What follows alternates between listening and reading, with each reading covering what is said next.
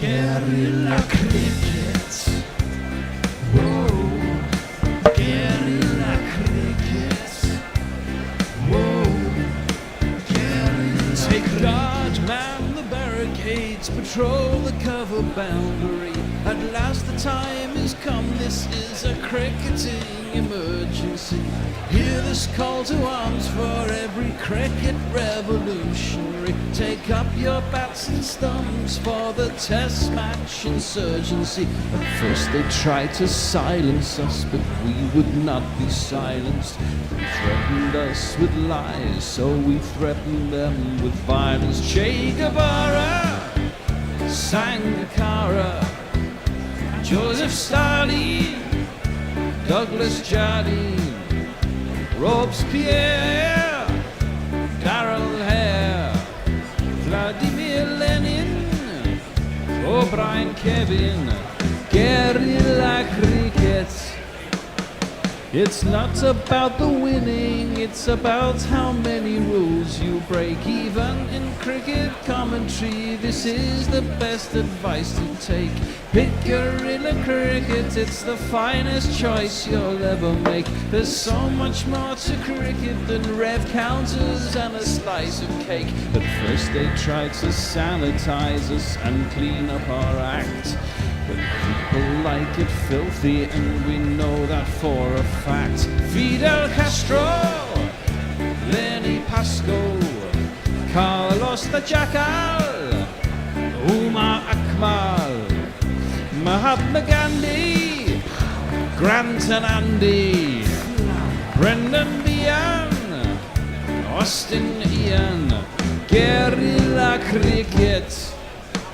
Stick with us, cause you know we're not the kind of thing that you see on the TV and the radio. So vive la revolution. First they tried to buy us, but we would not be bought. Okay, we were, but then we ran away, and we will not be caught. We would not give up the ghost when they left us all for dead.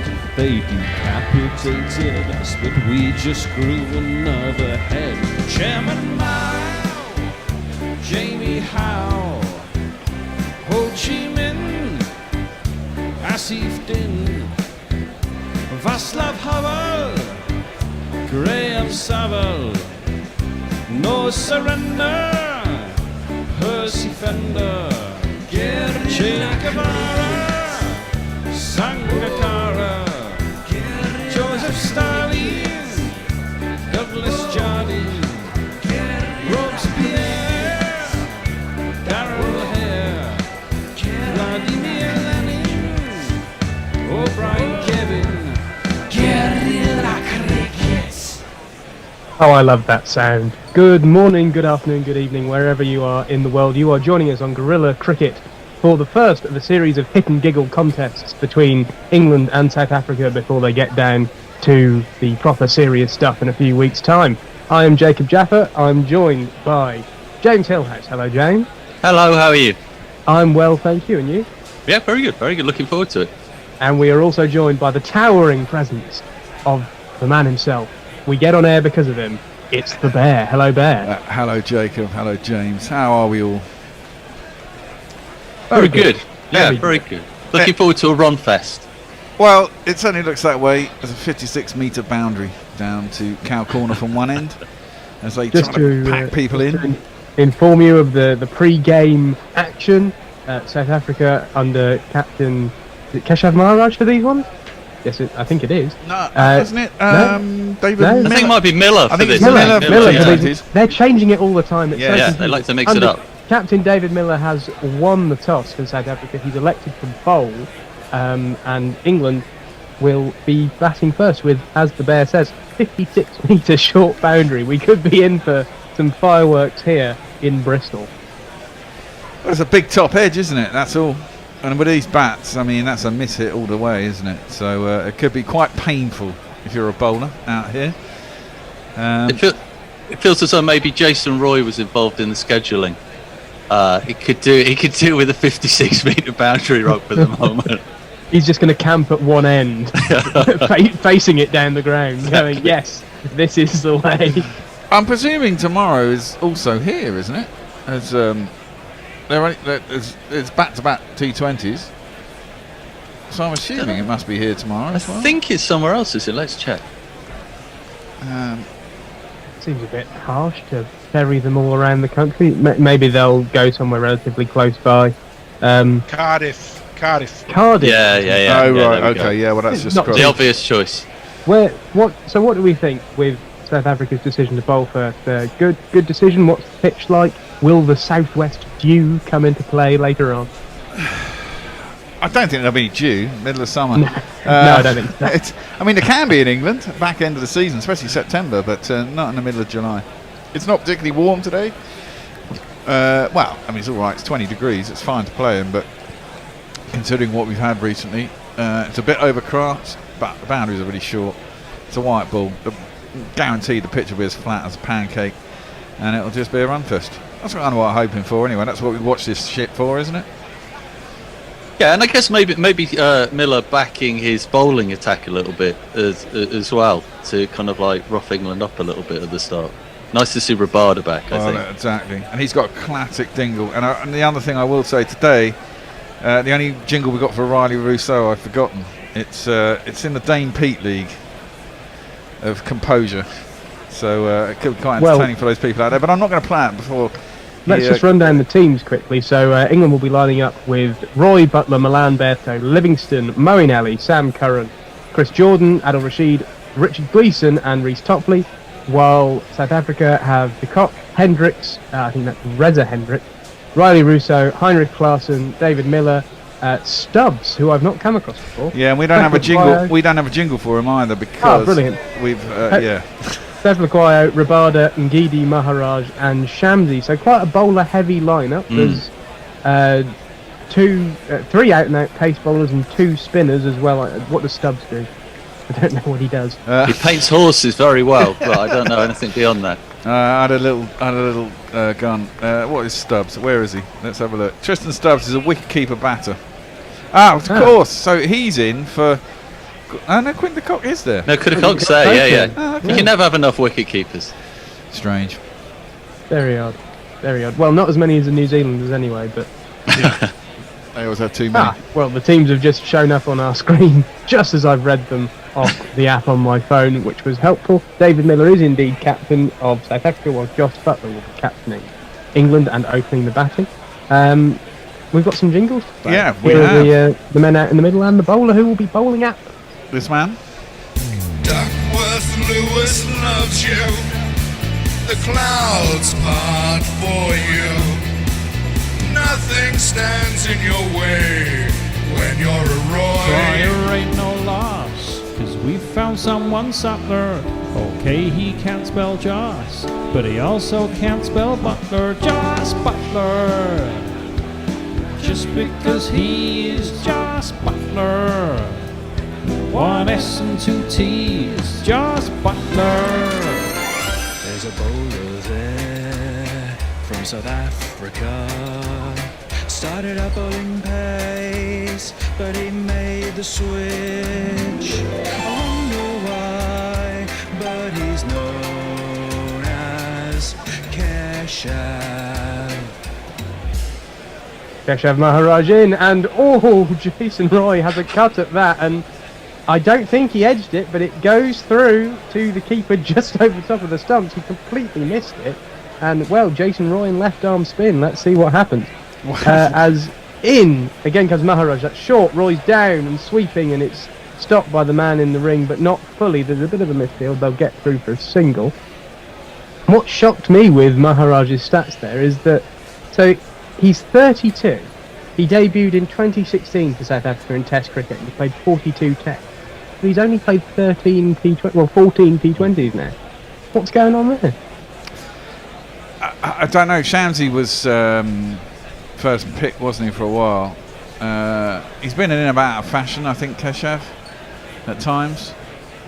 As he's in to Joss Butler, who punches off the back foot straight through the gap, and nice way to get off of the mark. One of these. And if you kids can't listen, then you bound to see the way you get shot for crossing a boundary, Not bad from Butler. Just lean back, cream it through the offside. Rank long hop as well. It's gone straight and through a the legs of the nutmeg. fielder. It was classic. Oh, that was even worse.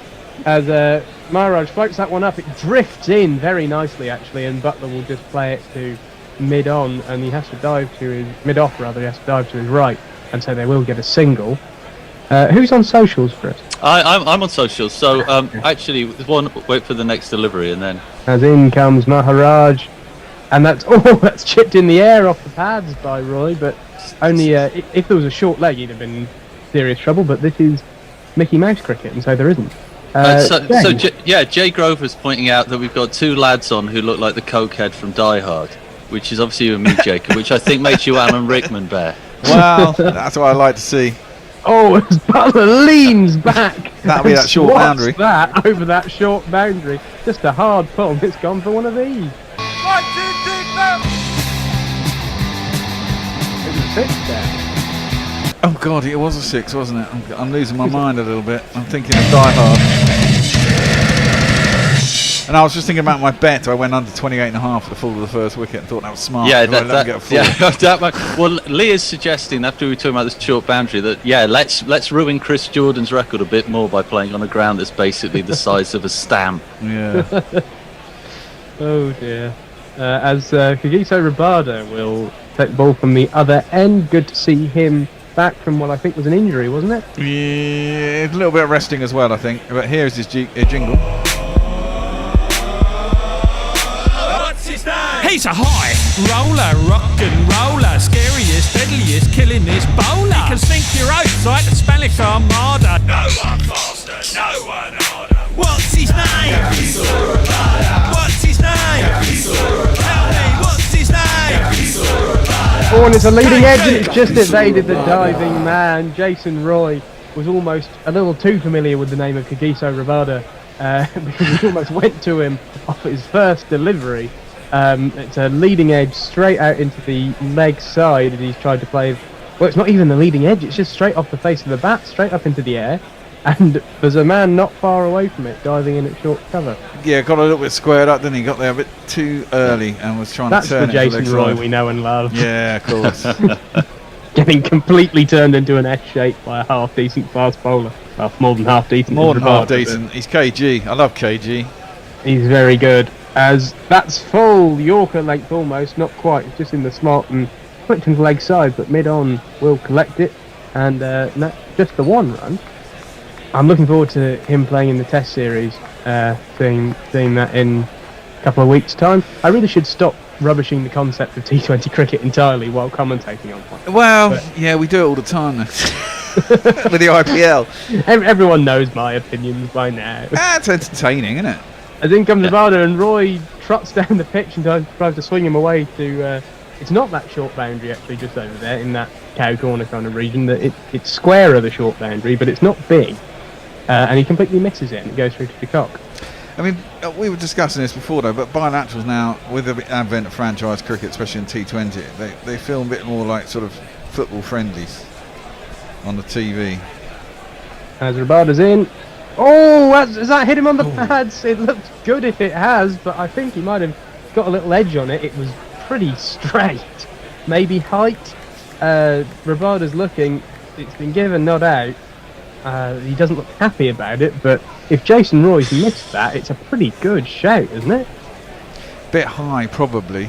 He's on his toes and it's hit him on the it's top height, of the knee. it's height. It's probably the height. Yeah, I think so. But Jason Roy's sort of batting at the moment. You know, like those old Victorian photographs where they're slightly double exposed and they look like a ghost. He's sort of batting like the ghost, just slightly out of line. He's certainly not on it tonight, is he? The doorbell's gone. Hold on. If that had been a bit lower, that was dead in front for Jason Roy. He's completely missed a straight one. And, again, I think he's got an inside edge onto that, and Rabada thought he'd bowled him. So it's gone off the pads. It must have been an inside edge, because otherwise that plumb LBW. So I think let's have a look at it, but I think he just clipped that on. Oh, this is the LBW shape before, and it was going over. I think that's the end of the over, James. So what do we have from social? Well, let's carry on our Die Hard theme. Leah's come in with a fun Die Hard fact. They originally we've got one more ball. As that's again Roy walking across and missing straight ones. but again, it's too high. So, James. This is very uncomfortable watching Jason Roy be like this. Yeah, no, a fun Die Hard fact from Leah. They originally wanted Frank Sinatra for the Bruce Willis part, as he played the character in the first movie based on the novel preceding the one Die Hard was based on. So what's the first movie? Is that The Detective or something? We'd love to know that. Guys and Dolls. Guys, yeah. I think Robin and the Seven Hoods. Yeah. Die Hard was originally a musical with Sammy Davis Jr. in the Alan Rickman role. It was. Well, Alan Rickman came in and demanded a very dramatic tone shift to suit Bruce Willis being cast, and so Guys and Dolls became Die Hard. Then it fell apart after that. Die Hard is not a Christmas movie, by the way. Yes, it is. Yes, it is. is. It's a movie that's set at Christmas. It's not a Christmas film. No, it's a Christmas movie. Always gets on the Christmas movie list. Christmas film. Love Actually is the best Christmas film out there. Oh my goodness. Here's Ngidi. We haven't jingled him up yet. Roy's gone down the pitch and it's gone leg side of him and it's signalled wide. So we've got 2 jingles to play.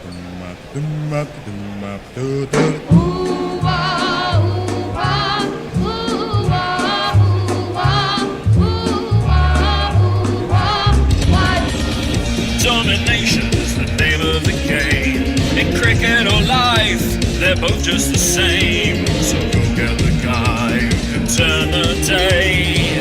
Let's play Lungi and Edie. Let's play Lungi and Edie. Are you down for Lungi and Edie? That time Roy doesn't miss the straight one and flips it off his pads. Out to deep square leg. There's a bloke out there who I don't recognise. Is that Stubbs? That might be Stubbs. Yeah, floppy. Look, on the basis it's the one we don't recognise, it must be. Well, unless there's a sub on the field. Unless not already, sure. Not already in the third over. You never know. Stubbs has got kind of floppy hair and looks really young. Is that right? That wasn't him. It was a bloke who looked almost a bit like Adil Rashid. Oh, maybe that's Riley Russo. Oh. As that's straight and long and thick from Joss Butler. Not huge. That long, but long enough.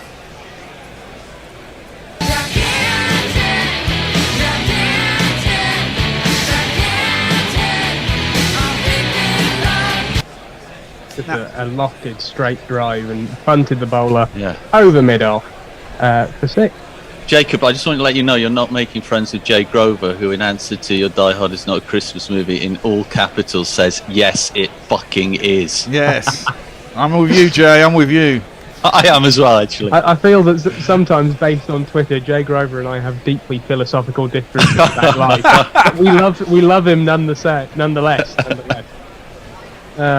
We couldn't do this without Jay's comments, helpful or otherwise. As Butler cuts that one hard, he's beaten the ring field and there's no one out there. It's going to rocket away for one of these. 1, 2, 3, 4. This is the Butler we wanted to see, isn't it? Yeah, absolutely. Yeah, this is the sort of echoes of the IPL form Butler, the Butler who just would smash anything in his zone. I mean, it's the Butler we wanted to see in every form of cricket. Yeah, well, it was, yeah. But, I mean, he hasn't really seemed to... I mean, apart from that 80-odd or what it was in that third ODI against the Indians. In comes Ngidi. Is that a slower ball? It's gone high. It's gone very high. But the boundaries here are short. There's a man under it. He's taken it. What a good catch. What a good catch. It was a slower ball, and Butler was fooled by it. You could tell that he'd hit it very early, and he knew it. It went high and long. And I think that's David Miller running back and grabbing it very nicely. Top edge, for fuck's sake. Oh, no, he's out. Excellent. Top edge, for fuck's sake. Oh, no, he's out. Excellent. Top edge, for fuck's sake. Oh, no, he's out. Excellent. Oh, you know what? My bet was under 28.5 for the fall of the first wicket.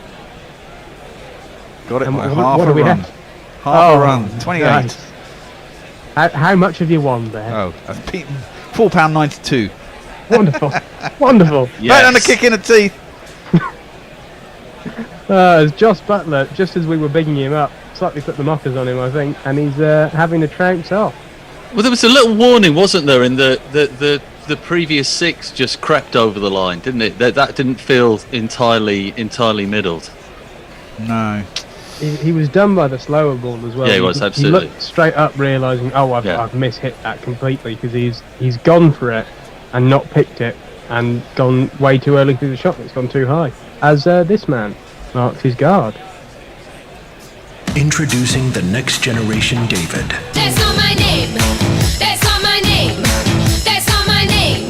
That's not my name. David Milan, congratulations. Now, is there really no place in this side for Johnny B? Is he not in the squad? Is he not in the team? Did I misread that? He coming in at 4, is he? Oh, is he? Okay. Yeah, I think he is. Especially with Stokes not in this series. I think he got shunted down. Butler shunted him down, didn't he? But he's clung on. As Lungi Ngidi is running into bowl to David Milan, he is over the wicket to the left-hander who aims a pull, and he mishits it and they'll get a single. David Milan, who shall forever henceforth be known as the bloke who was once the best T20 player in the world. Well, it was only ever international rankings, wasn't it? And he wasn't really playing IPL, so...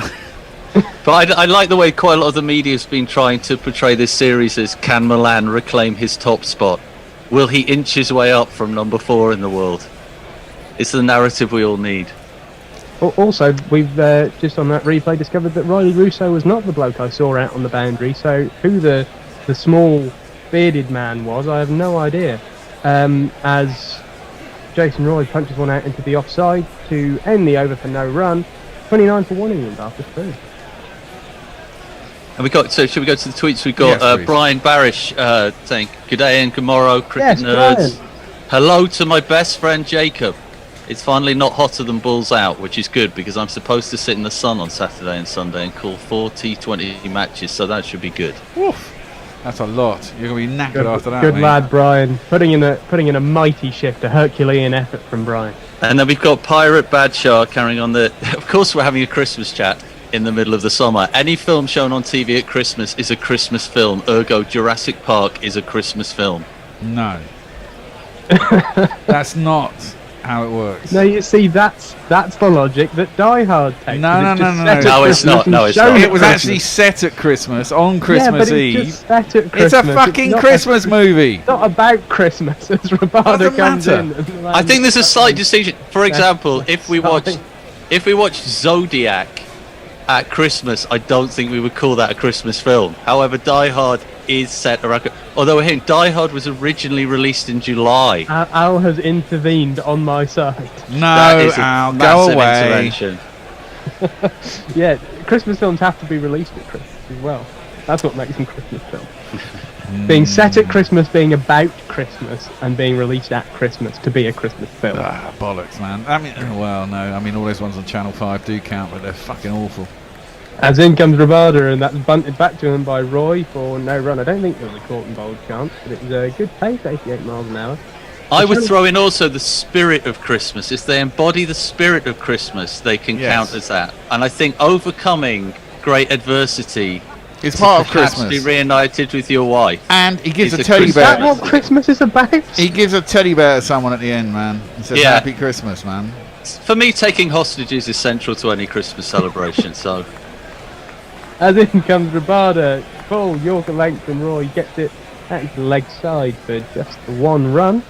Well, that I think tells us a little more about what goes on at the Hill House house. Absolutely. Hostage taking top of the agenda, followed by ceremonial suicide. You know, that's any Christmas for me. I have had a few Christmases where I've felt very much like a hostage and very much desired ritual suicide. Come round here, we can take it to the whole new level. Brian's asking how we feel about trading places. That's a Christmas movie. As in comes Milan, not Milan, Milan's batting. Rabada, and he's swung away. Hard, high, long, one of these. See, Roy's really struggling and everyone else is battering it out of the ground. What's going on, Roy? I will have a controversial intervention here. I haven't seen Trading Places. Oh, Trading Places is a classic, man. I rewatched it the other month with my son, and about halfway through I had to stop because it was, let's just say, it hasn't aged well. Right. I know a few films like that. As Ravada gets distinct into the leg side this time for one run at slower ball. The plot development where Dan Aykroyd decides to pose as a Rasta and get fully blacked up is just, I mean, my God. It's hideous. Oh dear. I know. It is really oh dear. But like all art, it stays in its place. You know. My girlfriend got me to watch White Chicks the other month. Oh my gosh. It's bloody hilarious but bloody terrible. As that's a slower full ball driven by Royal. It's tight on the run out. Direct hit might have had him in trouble. Jason Roy is really struggling here. But that's the end of the fourth over. 39-1 England. Can I just say a quick hello to Chad Wright and Dara Zizi, our erstwhile friends on YouTube, who's in Arizona. Hello from Arizona. Ooh, direct hit would have had him gone by about 2 yards, 3 yards. And he asked a pertinent question: should Roy be playing, considering his lack of form? Well, the myth of Roy, isn't it, is that he'll suddenly snap out of it and make everybody pay. And that's what he's riding on at the moment, isn't he? Well, as long as he does it in an international tournament, I don't give a shit what he does in these games, to be fair. Well, that would be it. Should we head to the tweets? We got Leah saying some shitty channel showed Conan on Christmas Eve, which is the big one here, for like 5 years in a row. So watching Arnie getting nailed to a tree became a tradition in my house. Kind of decoration, I guess. That's sort of a Christmas thing. Yeah, exactly. And Jay Grover says Santa Claus is all about taking psychological hostages. Also, Trading Places, Christmas movie. Yeah. I'll have to take your word for it. I think the main issue is that you went in with Love Actually as the top Christmas movie as you were shooting down Die Hard. Brilliant Christmas film. Oh, fuck off. Love Actually is hideous. It's a beautiful film, as that's inside edge down to fine leg for a single. I am a great lover of that's just Curtis wrong. And his really slightly awful but joyful English style film. Four Weddings and a Funeral is one of my favourite films ever. Really? I can't stand all that shit, man. Oh, it's brilliant. Hugh Grant. What did I watch today? I watched The Grey Man. Stammering his way through being intensely British for about an hour and a half. It's fabulous. I watched The Grey Man on Netflix this afternoon, the new Netflix film. Oh my God, what did you think of it? I quite enjoyed it. Yeah, I couldn't make a head nor tail of it. I was watching it the other day, half watching it. It doesn't really matter when that sort of shit, does it? I mean, it's so unbelievable anyway, but it's entertaining. In comes Ngidi, and Milan fences that off his hip down to fine leg. And will they get a single? I think they will, yeah. Well, what I did realise, when I got to the end of it, I looked at the time for the film, and there was like 15 minutes, and it ended. And I thought, a credit's now 15 minutes long, and it's 15 minutes of credits at the end on the time. Yeah, because they've got to get all the various, Jesus locations and stuff in. They all have different things. And then they have every country has their translators who make it into a language at the end. It's like, fucking hell, that's insane. I thought there was going to be one of those things at the end. Oh dear. That's high in the air, and it's gone straight up. It's terrible from Roy. He's had a swing at one, as another slower ball on a good length, and he's just hit it straight up in the air, and he's gone. Please fuck off, you useless twat. That seems quite apt for Mr. Jason Roy today. That felt like a mercy killing. Yeah, it did. I think there.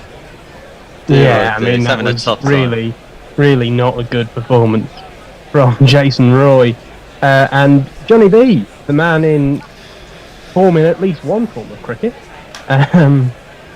will come in. He's got a jingle that goes on this. Johnny Best is smarter than the average besto. Johnny Best has been this good since daycare, so all put on your wigs and let the crimson hand blow. I want the Pope to give him his own Lord's Prayer. Oh, he can hit the sixes, although it's so dark. He'd even run a 10 at Bradford Park Avenue. No other Yorkshireman can compare. I tell you, Johnny Best is smarter than the average besto. I'd just like to say that I have now recognised the man who I did not recognise, and it's Pep Laquire, who's simply grown a longer beard than I remember, and seemingly, to my memory, shrunk by about 3 inches. But not in the lists. Yeah, well, he's grown a longer beard, and I failed to recognise him because of that.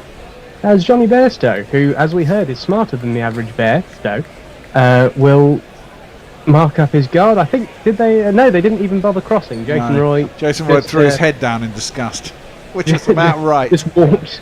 He was walking off while the ball was in the air. That was incredible.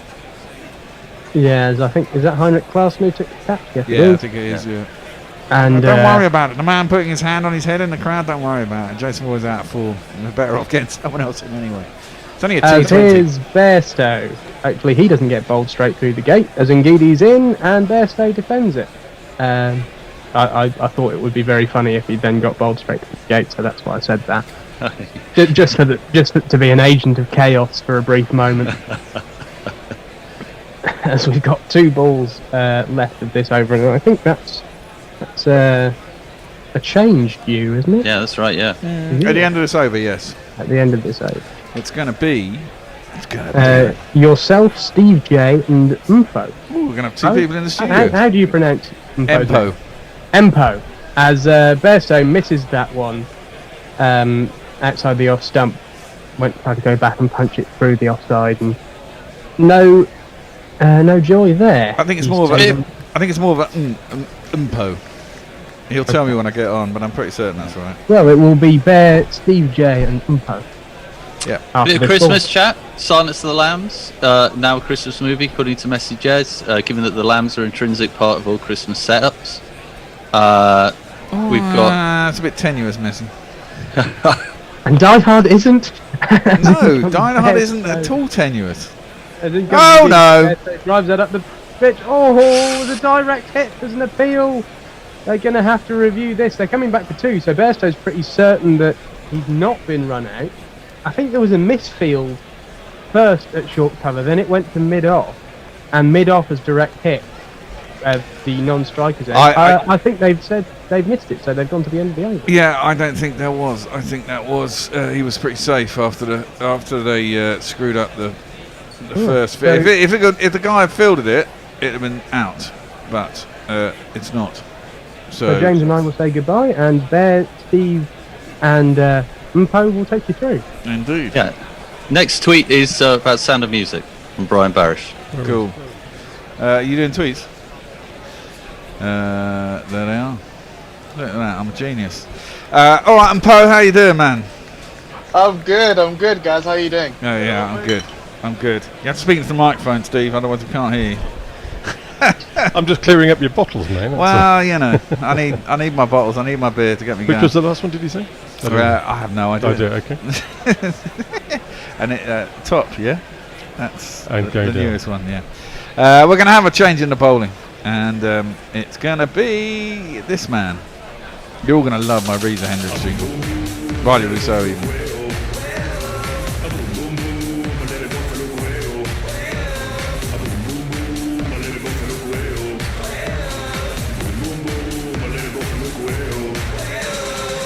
Well, seems a little bit more dibbly-dobbly when you've seen Lungi Ngidi and KG Rabada. The first ball has just worked into the leg side by Milan. There's no one.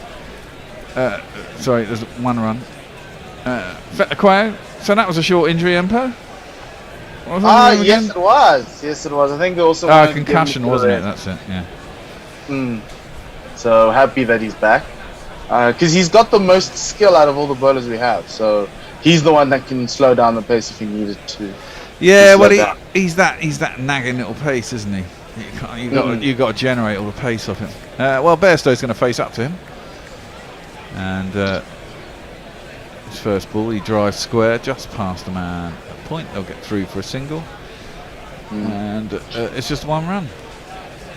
A lot of South African fans don't like him in the side, largely because of his batting.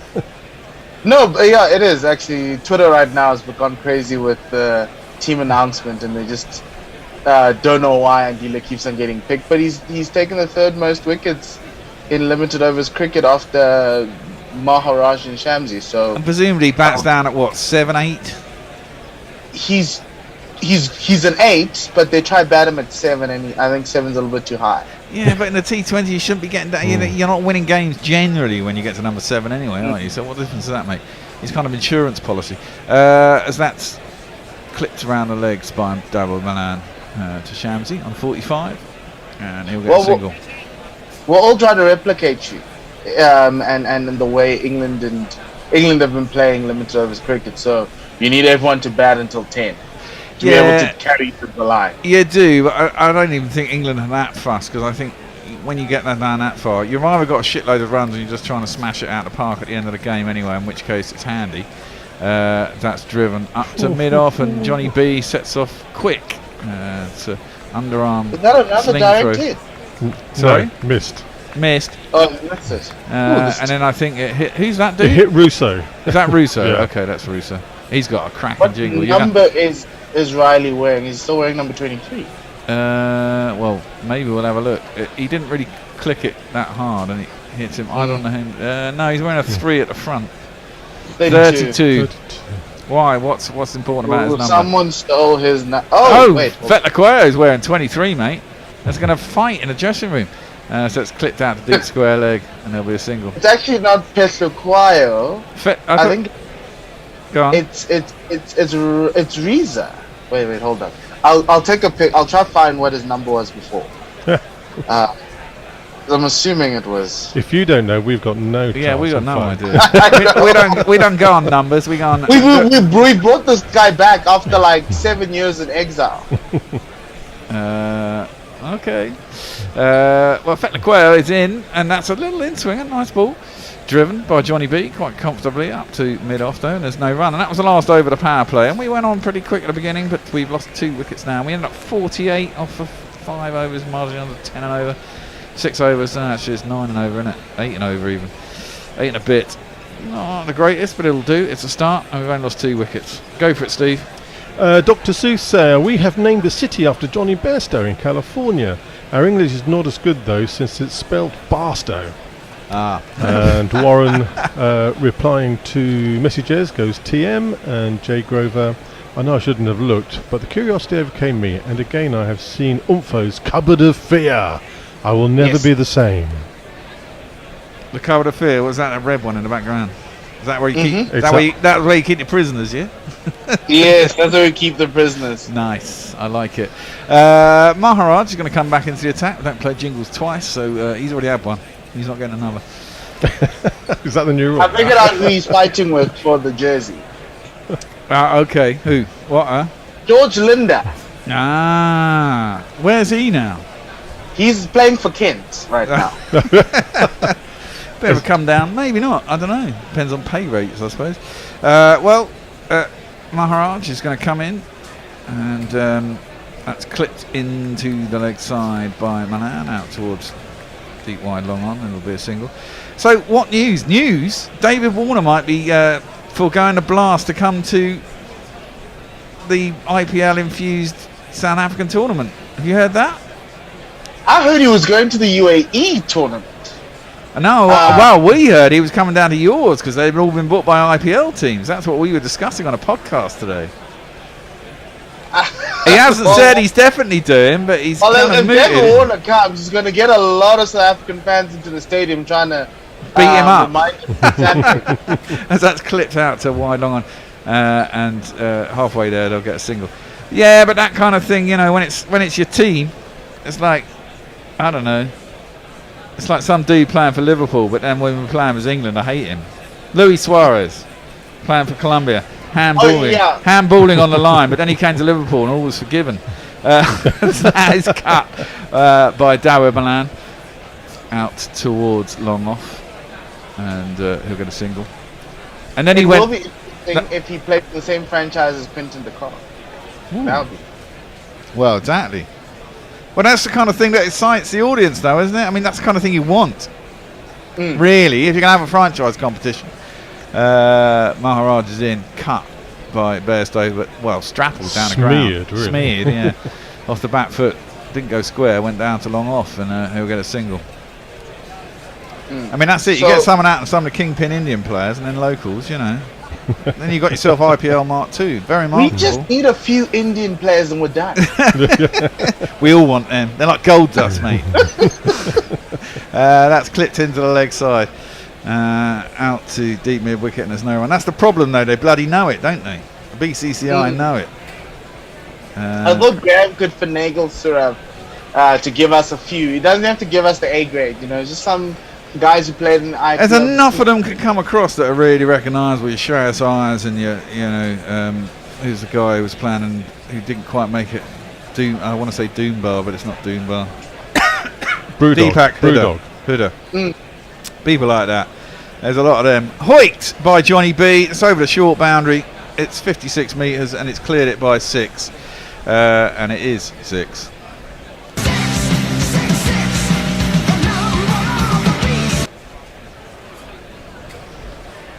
Trust Bristol to give us a 56-metre boundary. Like, what is this? Well, it's a really short boundary. It should be quite a high-scoring game. It's like tiny. They brought loads of people in the crowd, and they really made this ground really small. So there should be a lot of runs. Should be a lot. Miss hits are going for 6, so yeah. So messages. Yes. Leia says, "Hi to Umfo. We need more collabs during South Africa versus England series." Jay Grover, we were round about Bairstow when the ginger began to take hold. Adrian Lowe, E.T. Christmas film, ? Warren, De Kock and Warner on the same SAIPL team, ? Wow, yeah. Debate, obviously. And Wiggy, Suarez plays for Uruguay, not Colombia. Yeah, Okay, that's right. fine. I knew I got it wrong, but thanks, Wiggy, for making me look like an idiot. I knew it was a South American team. And the right continent. Yeah. Well, the thing is, he bit someone for Liverpool, which was bad, but then he bit someone for else. It was really funny because he got banned. He was a biter. He was definitely a biter. Shamsi is into the attack. I'll play him a jingle in a minute. First ball gets hammered out to over flat of the pancake, over down to mid wicket. It's one of these off of Flat to 60.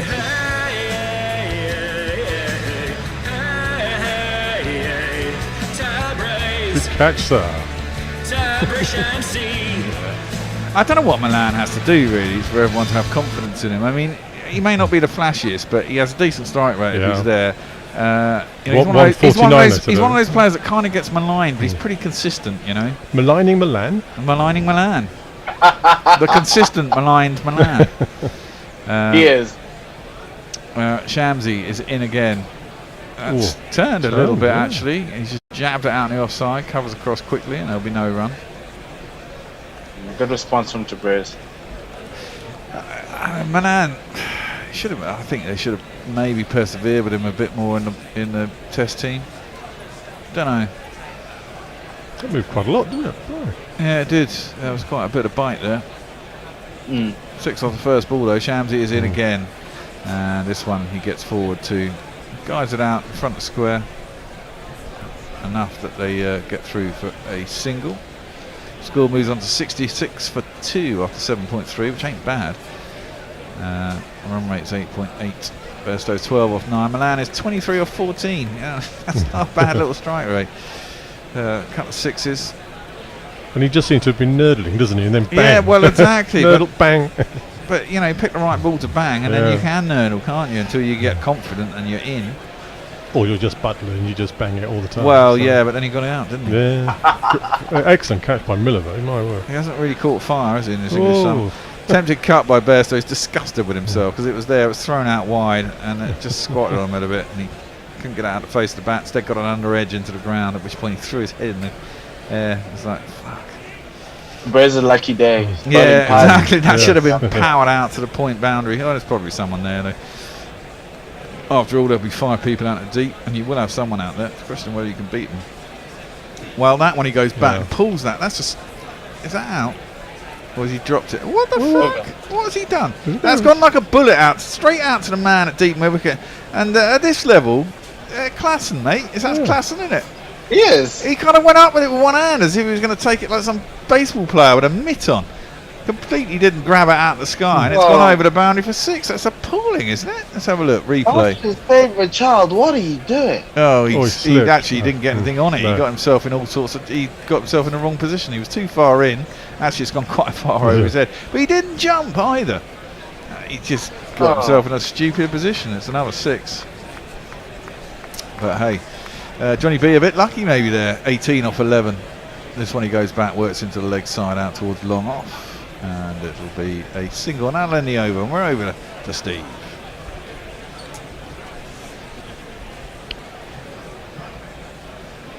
So Leia says, I will post the Demons Dicks of Doom again. Thank you.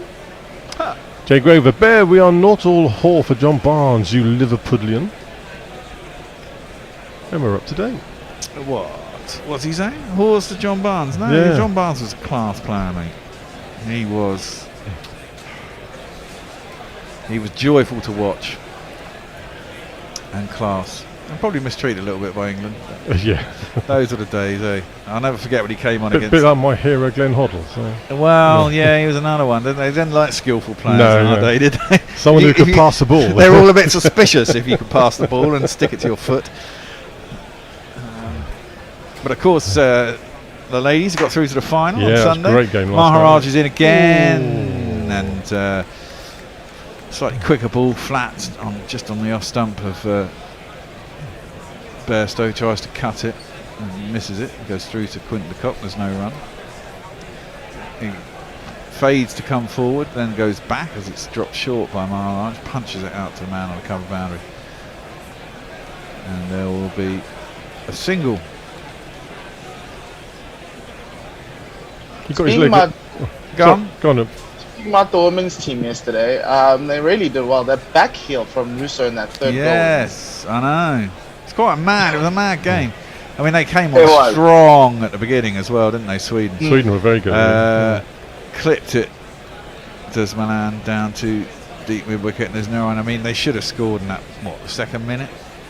It was a good save by the keeper, and then they hit the bar, and they were kind of all over us. But once we scored, the improvement was amazing, and we battered them in the end. Totally battered them. They didn't know what to do. Who do you prefer facing, France or Germany?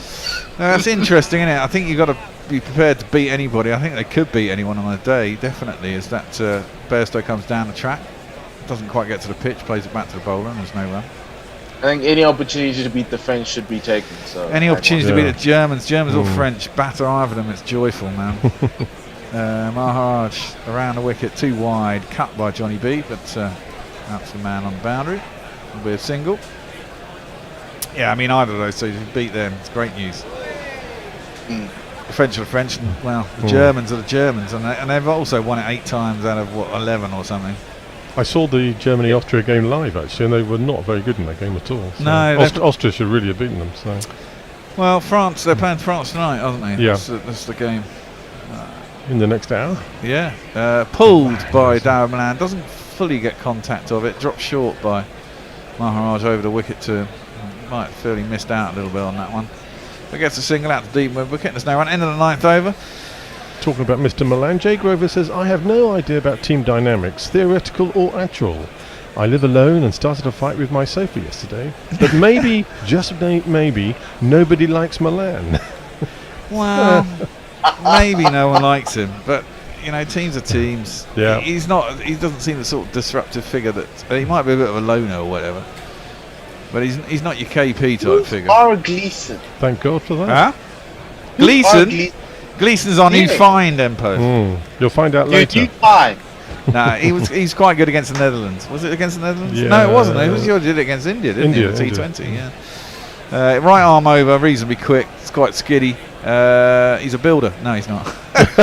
Inside out by Dawood Milan. Ooh, straight into the sponge. Was it straight in the sponge? I think it was. I thought it was a half volley into the sponge. They're going to go upstairs. I actually think it's one of these. 1, 2, 3, 4. But no doubt it'll take about 5 minutes to check it out. It's a beautiful shot. It's a good shot, and that's what he's good at. Not there are certain players, Shreyas Iyer, I can think, Sanju Samson, another in the IPL, who like to play the inside out and they open up the offside. Most players bottom hand and everything's trying to work it into the leg side. Riley Russo, AB de Villiers. Yeah. Inside out. That's all we want. I rest my case. Oh, right, okay. Woo! Nice one, Steve. So it is, okay, so I played that jingle. I'll play the other one. Sod off. At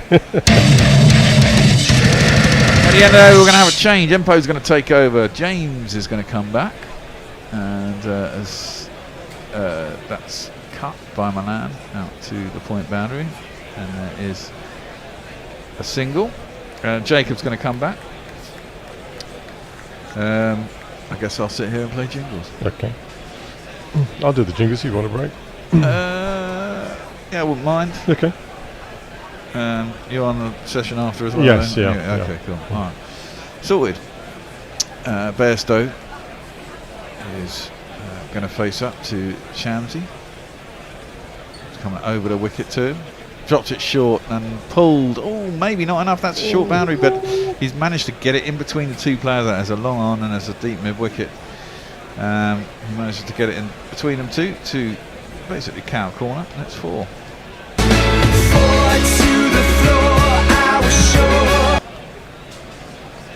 It's a pretty ugly shot. That's too short. Yeah, Too short. it's way too short. He didn't really get it cleanly though, Empo. So Yes, but Johnny hasn't been timing it well today. no, let's see short boundaries. Well, having said that, I didn't carry to the boundary, but fortunately he missed the people out in the deep. Chance put his hands to his head. Comes in 4th ball the over. That's a poor ball. That's gone. That's gone a long way. That's short, and it's gone into the back of the stands. I think he's found his timing on fire. Yeah, he found his timing. On that. Now he has. That was a pretty poor ball, though. Kind of got what it deserved. Just sat up and said, "Hit me." Come on. Has that gone out of the ground? No, it's not gone out of the ground. It's quite a small crowd, isn't it? It's quite a small ground. It's not big, is it, Bristol? I don't think. No. So I've never been there, so. No, as I said before on the show, I went to 2 games at the World Cup there. Right. I was doing that thing, and both games were completely rained off. Oh, Not a ball yes. bowled. It was in that week, and it was about the 3rd week, and everything was cancelled. It basically pissed down for a whole week. Horrible ball, horrible shot by Bairstow too. I mean, it was a wide ball, kind of skidded on, but it was wide, and Bairstow managed to hoik it down to long on with one hand coming off the bat and mistimed. He'll get himself a single to get off strike. Run rate Give getting Milan up towards a go. 10 again. Yeah, well. Maligned Milan. Well, indeed. 32 off 19 for Bairstow. Milan 32 off 18. Potential big score on here. Shamsi, last ball of the over, down leg side. There'll be one more ball. As that's a wide, and it's not taken cleanly by Quentin de Kock, and that'll be 2 wides because Quentin couldn't get hold of it.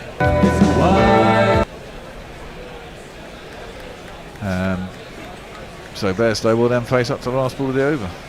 Poor over by Shamsi, gone for 32 and 1.5 overs. That's a bit horrific.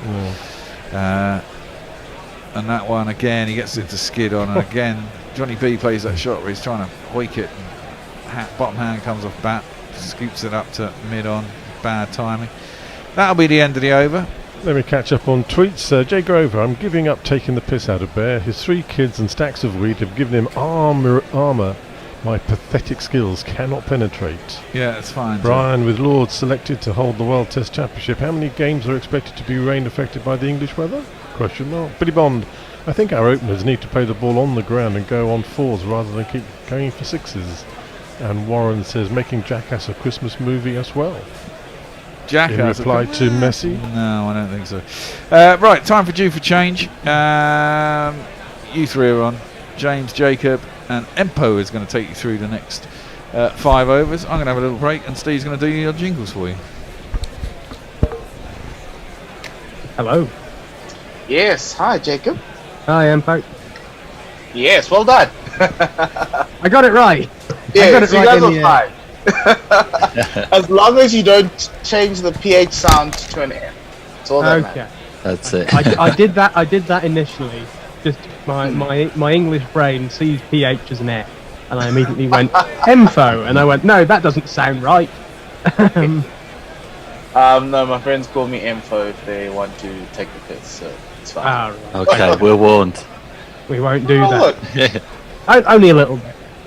Yeah, well, I'm assuming if England knocked the lights out of South Africa, then you can call me Emfo. Probably. Yeah, There we go. James That's the deal. James will take you Christmas hostage at his house. Yeah, we can do that. No problem. Send Why you are the we address talking about later. Christmas in July? Because it's England. You know, we're never far away from it. It's no longer 40 degrees outside, so it's effectively the winter now. Yeah, we've had the summer. That was great. Those 2 days. Those 2 days were the summer, and now you see it. You know, bonfire night on November the 5th. As soon as the last firework goes off and smoke clears, you just see a crowd of usually middle-class mums going, It's time for Christmas. Break out the tinsel, we're away. That's the beginning of Christmas. November 5th to December 31st is Christmas.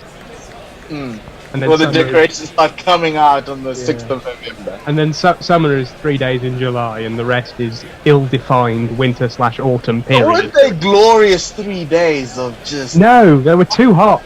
They were too hot. Ask Matty Potts that. He will give you the answer of how glorious they were. They were 4 overs glorious, and then off the field for a lie-down. Well, he's northern, so he's never seen the sun in Durham, so he wasn't used to it. Yeah, his brain was scrambled by the thought, not the actual web temperature. What's happened? We've never seen this before. What is this orangey thing? Yeah. Usually the cloud is just a bit bright, but now I'm blinded. Oh well. Okay, 98 for 2, 10 overs in. Maharaj to resume his final over. He's been the best of the South African bowlers, and Johnny looked to hoik him over cow corner, but manages to mistime it and goes behind him for no run. That's an interesting shot. They're loving the slog to cow. Good old-fashioned English village cricket shot. The slog to cow is you guys are it's playing on a boundary, isn't it? field. It's just too small. Yeah, Maharaj I think again. A quick single taken down the leg side. 99 for 2. It does seem too small for a T20, and when that boundary in that kind of baseball arc is the shorter boundary from that one end, it's going to lead to a lot of people trying to just trot down and slog for all their life. Yeah, it's going to be interesting to see how Riley Rousseau bats in his return from exile. Maharaj into David Malan, and he plays one down to long on. Riley Rousseau, who's fresh-faced, I haven't seen him this fresh-faced since 2015. Will be a single there, 102. Yeah, he looks like he's gone for a face peel or something. He looks like the Benjamin Bottom of the South African team. Look like they found some barber in Bristol to do something magical. 4 straight ball, quick one, nice little sneaky one in, way wide. Underneath Besto's bat, no run to Quinton de Kock. Whereas Pep McGuire, who I'm used to having quite a small beard, has now grown his out, and I didn't recognise him. He's in his Rick Ross face. Another one outside the off stump. Besto missing it again. Yeah, look, I think Petroguay is just trying to fill out his beard and look good. You know, I mean, didn't he used to have like a little goatee or something? It was quite small, and now it's full on. You know, he actually looks better like that, I'd say. But then again, I'm an advocate of men looking better with beards. And last ball of Maharaj's 4 overs comes to an end with a single 3 runs coming off of that over, and he goes off for 31 runs with no wicket in his 4. England 101 for 2. And so on Twitter, we've got Chris TB saying secret South African agent Jason Roy was deployed successfully. It seems like Milan didn't get the same instructions, or maybe he got kind of subtle instructions and he's going to implode later. And then over on YouTube, we've got Dara Azizi saying the boundaries aren't short enough for Roy, and also thoughts on Sam Northeast ? Who's Sam Northeast? He's a batter, yes. He's the man who hit 400 in the county championship the other day, and what a knock it was. Although I'm sad to say I didn't actually see a ball of it. Why are you allowing men to score 400 runs in a game you're supposed to win? They won. They won by an innings. Score 4. The other, it was Glamorgan against, I can't remember who it was. Was it whichever county it was? They scored 500 in the first innings and lost by an innings. Yeah, he didn't keep going. He didn't go for the record because he was doing it. He was a team man. He only got 400. They declared it at 728 for 7 or something, and then won by an inning. Oh, that must be nice. Petroguayo in, looking Rick Rossish. This first ball goes down the leg side. Johnny made a play at that. Umpire's not going to call a Y, so that's quite interesting. Yeah, that did seem like it slid down the leg side, and pretty much everything called in T20. If you look at that beard, that's a well manicured beard. It is indeed. He also looks like he got a haircut. Kagiso looks like... Well, Kagiso came from South Africa, so probably he already came back from his barber before he climbed on the plane. Down the ground, as a bit of an LBW shot, but that's Quinton just screaming to be Quinton. That beard is beautifully shaped, isn't it? That's kind of like a shovel beard. You could pick stuff up in that. It's That's not an a incredible it's not beard. I've been on tour for a month beard. Yeah, no, it's not. It's not. I forgot my razor. That's had work gone into it, and that work has been worthwhile because it looks fantastic. I'm glad that the era of the COVID bubble-enforced haircut is now well and truly over. Well, Björn Hendricks was taken on tour to be the barber. He was so great at that. Next ball played straight back to Andile from David Milan. He came in. I've heard Sunil Narayan's an excellent barber. Apparently for the Rajasthan Royals, he was doing all their hair in the COVID-affected IPL. In a moment, I've got the scorecard up for Leicestershire versus Glamorgan, which finished on Saturday. So I'll tell those who don't already know what happened. Petruguayo in. This one's just wow, that's been dispatched over the short boundary for 6. Wow. Oh, I say, champ, give me any lift. So Leicestershire scored 584 in the first innings, with 150 from South Africa's own Vian Mulder. And then Glamorgan with 139 from Ingram, 410 not out from North East, and 191 from Cook, Chris Cook, I think that is, scored 795 for 5 and declared. Ooh, what a shot from David Milan. First one was short into his body. He dispatched it over square, over mid wicket. The next one was wider, shorter as well. He came through and he played a cover drive on the up to the extra cover boundary before. Really loved it. And then Leicestershire finished off that match by being bowled out for 183 and losing by an innings and 28 runs, which Al informed us they had the second highest first innings score to lose by an innings in county championship history. And finally, South Africa get a wicket. David Milan is now out, and Dile gets his first wicket of the match after conceding 10 runs. So it was a 6-4 and out.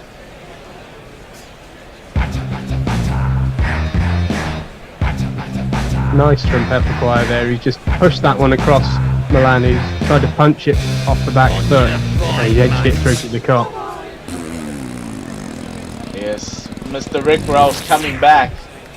A lot of South Africans were giving him stick for those 2 boundaries, but he's come back with a wicket, and that's what we need. Bring in Moeen Ali at number 5.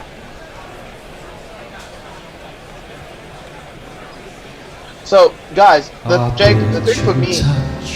Move over, AMLO. I like it too much. Move over, AMLO. You're one hairy dish I love unconditionally. It's Moeen Ali. Carry on, Empire. So, that Björn Mulder innings has gotten a lot of South Africans really excited for the Test series. My only problem is that it was on a road during a heat wave. If you didn't score 150, you shouldn't be in the Proteas side. So, but he's gone on to score another 150 this past week. So I'd just like to point out, Empo, that Sam North East scored 410 not out, and he's not in the England team. Well, he should be. He's scored 400. I mean, it's a bit harsh to Vian Mulder. Shouldn't be in the team if you don't score 150. Look at Sam. We got a question actually from Chris TB. Is let's wait for the Kagiso into the attack. This one down the leg side, easy single off the backs of Johnny B. So, quick question: if you're Sam Northeast, are you happy for the win, or a little miffed they didn't let you go for the Lara record? I imagine But you're that's county happy cricket, for the guys. win. Yeah. What's the Lara record? The 501. Yeah, I think so. Yeah. in county cricket. Yeah. Ooh. Yeah. I think he's probably fine. Just like David Warner when he could have got that all-time Australian score record and got declared on. You know, it's what happens. Marine backfoot punch to Tristan Stubbs in the covers. Youngster, I'd like to see bowl actually, and not just field. I'd like to see him bowl a little bit today. Hopefully he'll get a chance. Is he a bowler? Yes, he bowls right on a deeper batsman. He is the guy I hope can replace Aiden Markham in the ODI side. So I need him to bowl. Full outside the off stump driven out to the extra cover boundary for single. So if we got that completely wrong, he's got nothing to do with wicket keeping. He's never kept wicket. I think he's kept wicket at age group level, but Tristan Stubbs came on the scene during COVID in a T20 tournament, bowled off spin and dominated the attacks in franchise cricket. Yeah, Kagiso into Johnny B. This one's gone down to to third man. That's Ngiti there for a single. I've got to agree with you from earlier, Empo. I think the test series between these two teams is going to be an absolute cracker. It's always fun. It's always fun when we play South Africa. Coloured clothing cricket, no. We want test cricket. Yes, a man after my own heart. Ooh, short ball pulled, and it's to the vacant deep backward square for 4.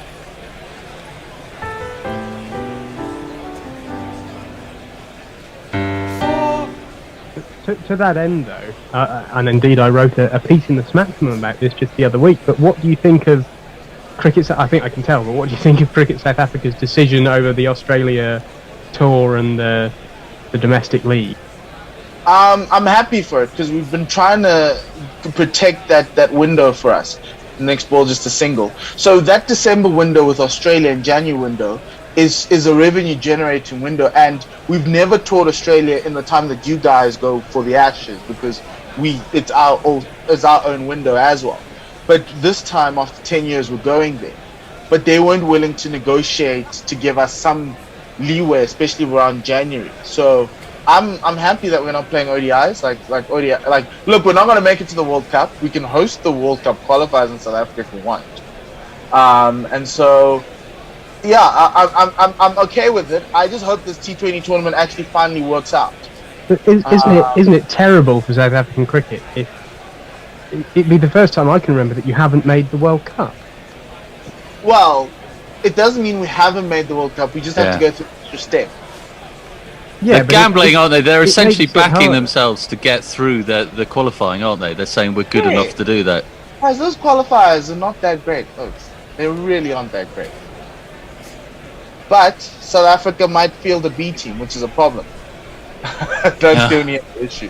120 for 3, Shamsi in to Moeen Ali. He hits it straight through the field at cover to the boundary. Heino Klaassen will field there. Single taken. But you're getting called out here. Sorry, Jacob. You're getting called here by Jay Grover, saying, "Oh Lord, I forgot Empo's irrational loathing of Markram. If Aiden goes missing, you'll know whose cupboard to check." You've got previous. Oh dear. Yeah, I just thought the decision by Cricket South Africa really set an odd and dangerous precedent that franchise leagues can take precedence over the fortunes of the international team. Not even just over their playing windows, but over their chances to achieve things. Look, Cricket South Africa was running at a loss over the past couple of years, and so they need something to come in, and so I'm comfortable with that. I'm okay with it because from a financial perspective, you need to help the game grow, and domestic cricket suffered over the past couple of years. Shamsi in this one just played through the field at cover, just missed him there. Ball was in the air for a bit. And they come through for a single. Or 2, actually. Best is now on 40. Well, at least they didn't cancel the test series for it. Otherwise, they might have been, strung up in the street by loyal cricket fans. Actually, I didn't like us playing in December in Australia. Yeah, I know that's the big test window for you guys, and I think it's a bit unfortunate the commercial decision to tour a country on such a different time zone. Another single taken off the bat of Besto. Yeah, I mean, if you're concerned about the financial state of cricket South Africa, why are they getting rid of their own most lucrative Test cricket window?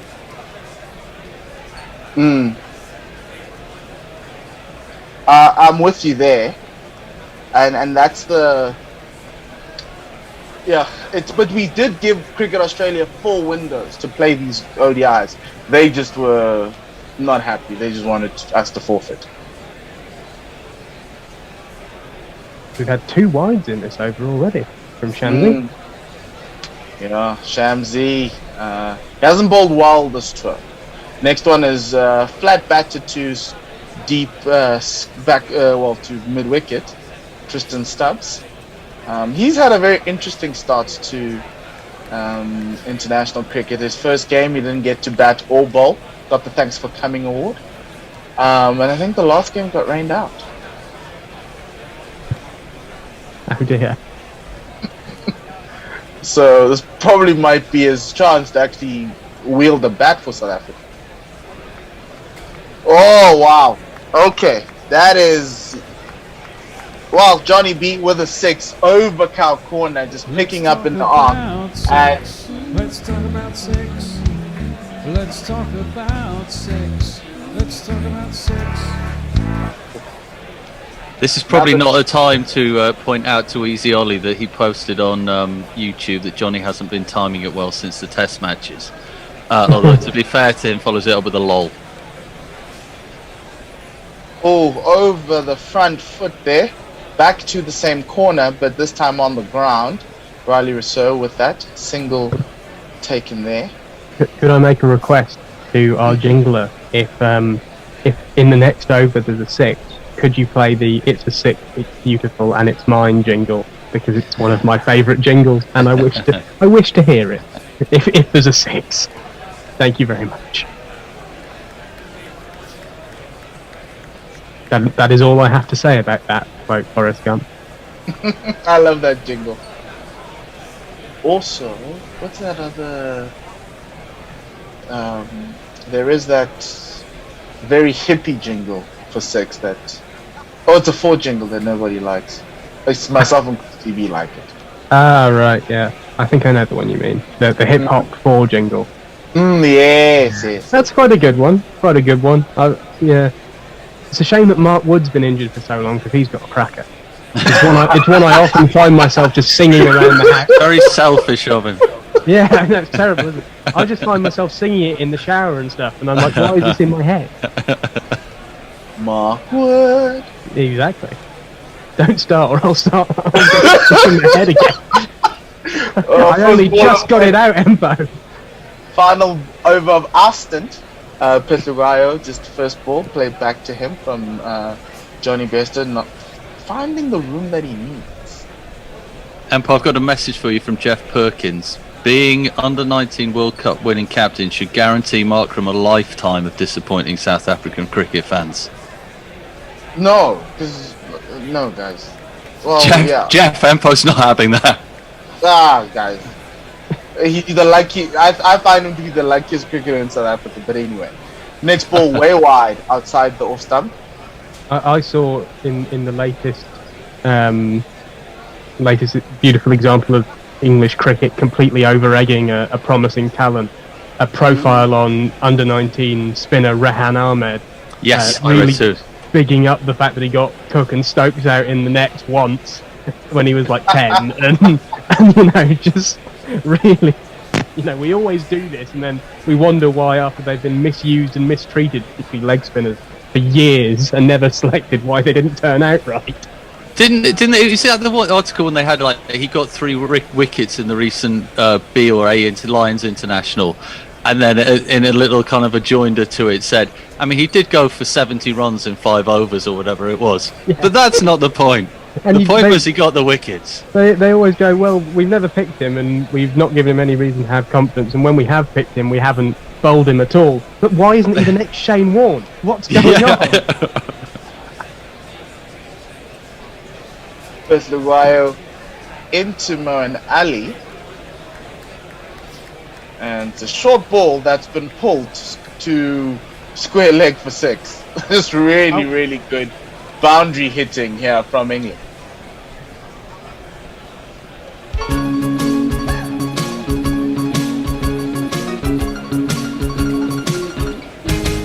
You came out of your hand and into my zone. Now it's up in the stands. It's a 6. It's beautiful and it's mine. Thank you. Thank you, Moeen. Beth Maguire with a rank short ball in that last one. Next one is played in between the fielders at long on and deep backward and deep mid wicket for 4. It's a really interesting day for. It's a really lovely day for boundary hitting here. It's going to be interesting to see how South Africa navigate these shorter boundaries. Hopefully they'll be able to score lots more boundaries than England. The best example of what we were just talking about with the spinners thing is obviously Matt Parkinson, who the media were 100% behind him to play for England and solve all our problems after this ball. Peslaguayo in after conceding 2 boundaries. It's not a wicket this time, but it will be a single to the leg side. So I read the Telegraph cricket section quite regularly, and they were really big on him. Parkinson needs to come in, he needs to play, etc., etc. The day after he made his debut and bowled, Parkinson's too slow. He doesn't bowl quick enough for international cricket. His average speed is 3 miles an hour less than Shane Warne. He's not quick enough. It gives the batsman too much time at the top level. That's why it's not like he's got 100 county championship wickets at 23 or anything. Why would he be any good at that pace? It's like, just come on. Peslaguayo in for the last ball of our stint. This one's played down the ground by Johnny B, who will come back for a single, and that's his 50. That ends our stint, guys. We'll have a 50 jingle, I presume, and then we'll hand over to the next commentary. Well done, well done, well done. 50 runs, 50 runs. The job is only just begun. So it's going to be Steve, Andy, and Al Hutch, and if Andy's not here, I'm sure someone else will jump in. Thanks, guys. Thanks, Jacob. Right, Jacob, well done. Hey, Steve. Hello, boys. How you doing? How is your button pressing and various things that going? Well, with the jingles, yeah, been all right so far. Is Andy awaiting entry from the waiting room, or is he with you? That's a technical question. Hang on a minute. Which is the one to use? No, not that one. I don't know which one's the mouse.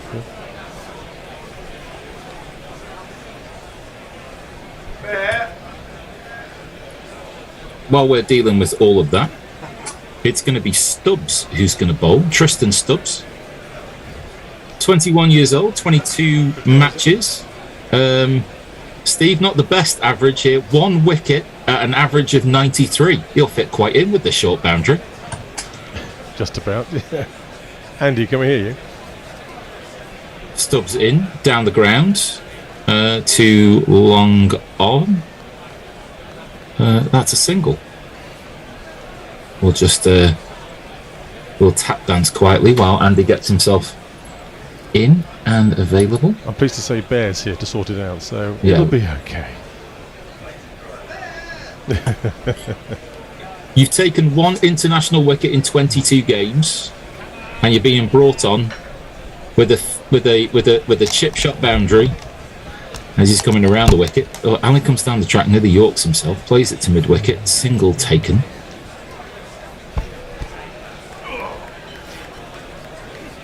Bear's getting comfortable now. Bear's always comfortable. Generally, yeah. I should say so. Steve, do you want to take over? Oh, there he is. Here I am. There's Andy Ward. There's that ball's been flat bat. It has been crushed, flat, straight down the ground. 6 runs. Another catch. My word. Andy, you have the com. Yep, that's Bairstow onto 57. How am I sounding is the first thing. You sound alright. Human. Okay, good. That makes a change, not at the bottom of the sea. Yep, Stubbs bowling again. Oh, for goodness sake. Oh, it's freezing. Oh, he's... Why think so hard? He's apparently been dropped. I think he spooned that one into the leg side. 2 fielders converged. The ball was on the ground. That's about all I know. It was touch and go about whether he was going to make it. Russo was going to make it in order to be able to take the catch, but it was a bit agricultural, and yeah, that's a categorical spill from Russo. Yeah, should have taken that one. I think he's in again. It's gone up to long on. Has anyone else been on Zoom today? Have they had problems? I've been on Zoom, or I'm on Teams this week, but normally it's all day, every day. No, but have you been having problems with the feed? No, I used it yesterday. It was fine. So it's very choppy. We turn everything else in the world off. Moen's on strike. He's on 20 off 10.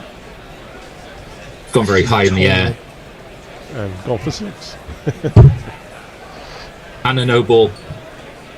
But It's all happening, but I can't see it. It's very frustrating. I've had sound issues. I had issues last week, which I put down to the heat. I'm not sure this is my end though, because I've had choppy video before, and other people have said the same thing. It went very high. It didn't go very far, but it went far enough. And it's been described as a no ball. I think he's bowled from outside the popping crease, I think. Back foot no ball, I think. Potentially. Yes. He's in again. It's just to be a free hit. It's clubbed out towards long off, and the fielder scampers around. The ball gets away from him, but 2 fielders converge and they get it back to the bowler, and they come back for 2. Oh, just press turn. How did you do that? That is the end of the over, and it's 168 for 3 off 13. And of course, I can see the adverts perfectly. Don't worry. Yeah, brilliant. That is always the case. Farong. So the Thursday 30 commences 200 the minimum. Warren, that's what you get for reading the Telegraph. And Jay Grover, Andy, your lack of wardrobe changes has caused your entire internet to collapse. That's a bit harsh from Jay Grover, isn't it? Well, I can't win. I pulled the shorts out last week for the first time ever, and everybody said I had the wrong socks. You can't win in life, can you? Do you know, no, you can't. One man's sartorial elegance can just be ahead of the curve, Andy. That's all it is. Fortunately, we're here for eloquence, not elegance. Now, about that. Thank God we're always from the waist upwards in that case, boys. Yeah. Right, we are going to have a change of bowling. This is absolutely ridiculous. Adverts, no problem. Cricket starts, I've got to still frame again. Right. Philaqueo's come in, and a ball, a good 9 inches outside off stump has been whipped through deep mid wicket by Bairstow for 6, and it's gone like an absolute missile. Let's talk about 6. Let's talk about 6. Let's talk about 6. You got hold of that one? It's almost like it doesn't matter where they bowl it, Andy. It's just, it's like I'll hit it where I want to hit it. Thank you. Bairstow's having that kind of summer, I think. And he hasn't played particularly well either, has he? So he's got 66 off 41. Yes. England well on course to go over 200. Philaqueo's in again. It's a length ball. Bairstow just picks it up again. It's gone in the direction of square leg. The crowd is waving. I think it's 6 again. It is. It certainly is.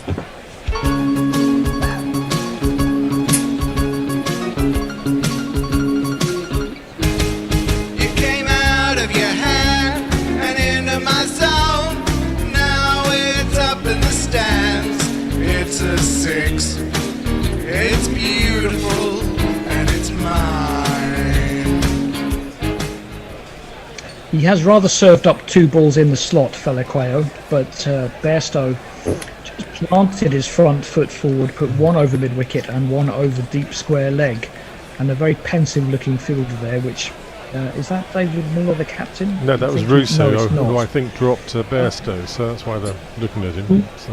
What do we attribute the change in Bairstow's fortunes to? Do you think that it's a mental thing, or is it a technical thing?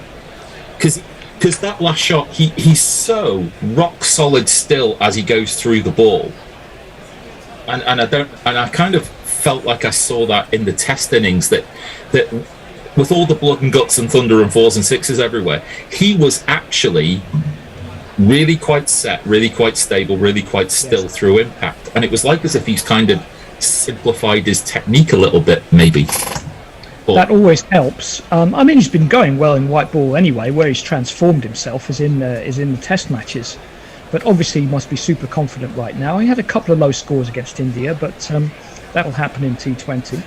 Felequeo's going to come in again, and whatever he does with this one, he just better not put it in the slot. He's thinking it's a wide. I suppose that's even worse, because it's clearly a wide outside of stump. Going for the wide Yorker wasn't really either. I think if that would have been inside the line on that length, it would have disappeared over extra cover. Well, it just goes to show what the margin of error is. He's without really doing too much. He's just. It's even wider. It's even wider. I can't remember whose. It's not an original thought.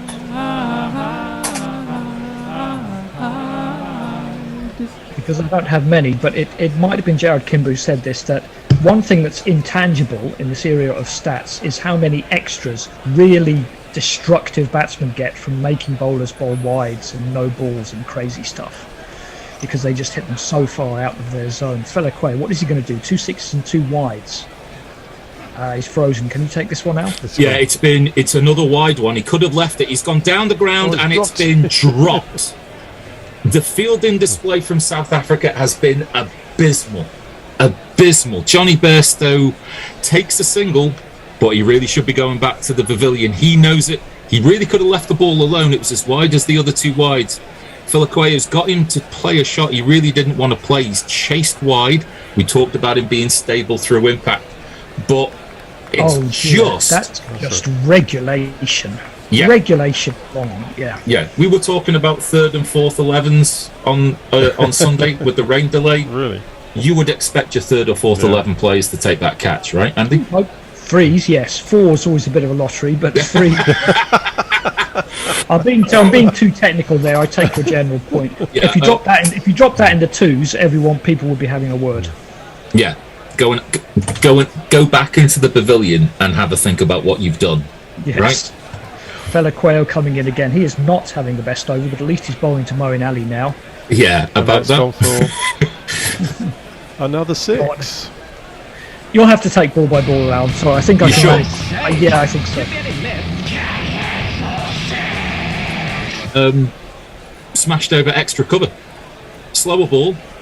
Ali's come down the track 1 step, and a lovely inside-out forehand over extra cover. 6 runs.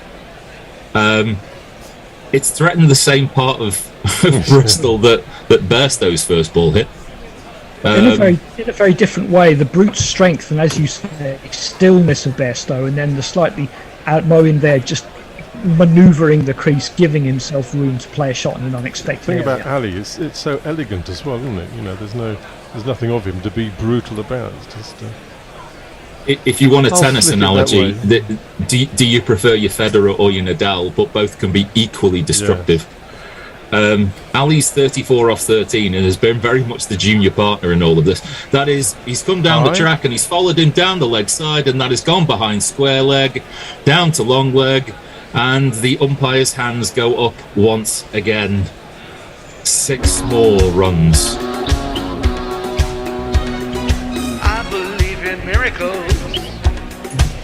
Since you came to bat, you 6 thing, you. I believe in miracles. Since you came out to bat, you 6 thing. Yeah, There it's just down the track. It's short, but he doesn't care. He's got time to pick it up. And the boundaries are so short that the risk involved in playing this sort of way almost completely disappears. That is a Yorker length delivery, and Ali has hit. That's the best one of the lot. Hard and fast, but long over long off. 33 of the over.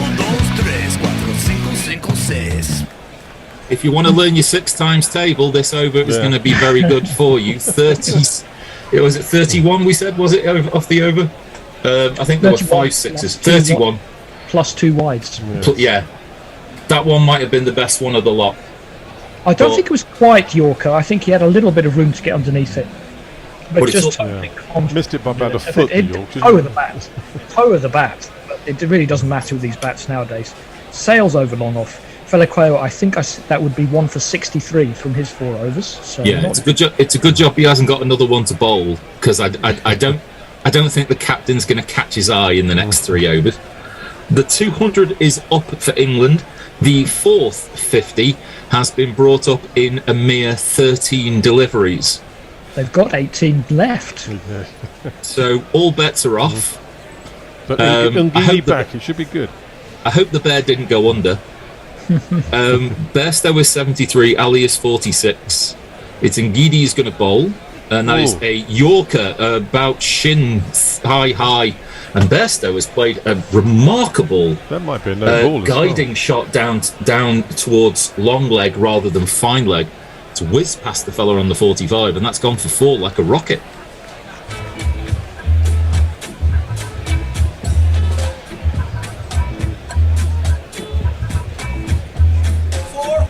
Steve, it's the timing of it. Yeah, it's a great shot, isn't it? It just seems like we know he's got power, but the power from the timing is back of a length and one-handed. He's played that ball and it's gone through Klassen, and Fur was going to be happy about that, or maybe not happy that even Klassen is on the field. But that's 4 more. And whilst I shudder to think, I mean, the scoreboard pressure, but South Africa can have to bat on the same pitch as well. There's a good 20 runs here. He didn't hit that properly at all. Dropped again. There's a good 20 odd runs and at 3 wickets at least, which the South Africans have left on the table, and you just can't afford to do that. You just can't afford to do that. And Gideon again, and that's a check swing, a bunt towards square leg. It drops short of Klassen this time, no chance of a catch. But that is 4-4-1, and Bairstow is now 82 not out, and we've got a no ball. No ball again. No ball again. Again, the ball may be flying everywhere, and it seems very difficult. But you've got control of the extras. It is a big one. Yeah. Yeah, you've got to be disciplined. You've got to be disciplined. You don't overstep. You don't bowl over waist high. You know, you don't. I mean, England are looting 4 runs a ball at the moment. So the 4 runs. The run rate currently now the last 26 balls. So that's 4.2 overs. 21 and over. Can I interest anyone in 21 and over for 4 overs? I think we could probably take some takers. So here's the free hit down the leg side. That's going to be a wide. Unless it brushed him. Yeah, no, it didn't. Yeah. Of course, that means another free hit.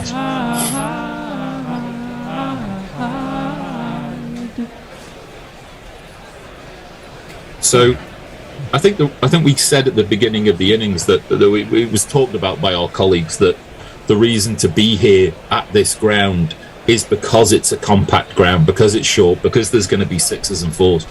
And England haven't disappointed. That has been clipped away off the legs, and it is high, and it is, well, not very far, but far enough for this ground. And that's 6 more off the free hit. Oh, I say, chap, give me any lip. And just in order to make sure that Steve plays more jingles than just the 6 jingle, that is Moeen Ali's 50. You caught me out there. 50 runs.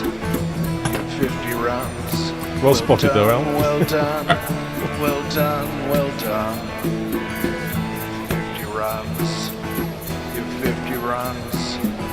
The job has only just begun. Moeen Ali's faced 16 balls. He's only failed to score off one of them. 2 fours, 6 sixes. And that was Make the of that first what you will. one, wasn't Giddy in again. Oh, that's a good ball. Yorker length wide, pushing across Ali. And all he can do is fend and push it back to the the ball. commentator's curse. You caused that dot ball? Yeah, I caused that. I'm sorry. The winning lottery numbers for Friday will be... so that's that's 98 runs off 28 balls. Ludicrous. It's good striking, isn't it? Ludicrous stuff. Ngidi in. Ali shifts across his stumps and he's edged and he's gone. He's walking anyway. He's walked. He's had enough of hitting the ball. He's just decided to edge it to the keeper and gone. Absolutely no celebration from any of the South Africans, which is always really confusing. But Moeen Ali, take a bow, son. 52 and out. Boy, what on earth were you playing at? No! Well, much better from Agidi. 2 balls. I haven't seen any subtlety like that since I came on at the end of the 15th. And I have to add, as I say, the ball's flying everywhere. It's short boundaries, but South Africa have bowled no balls and wides. They've dropped catches. And England are 218 went at this point, and looking at 250 probably.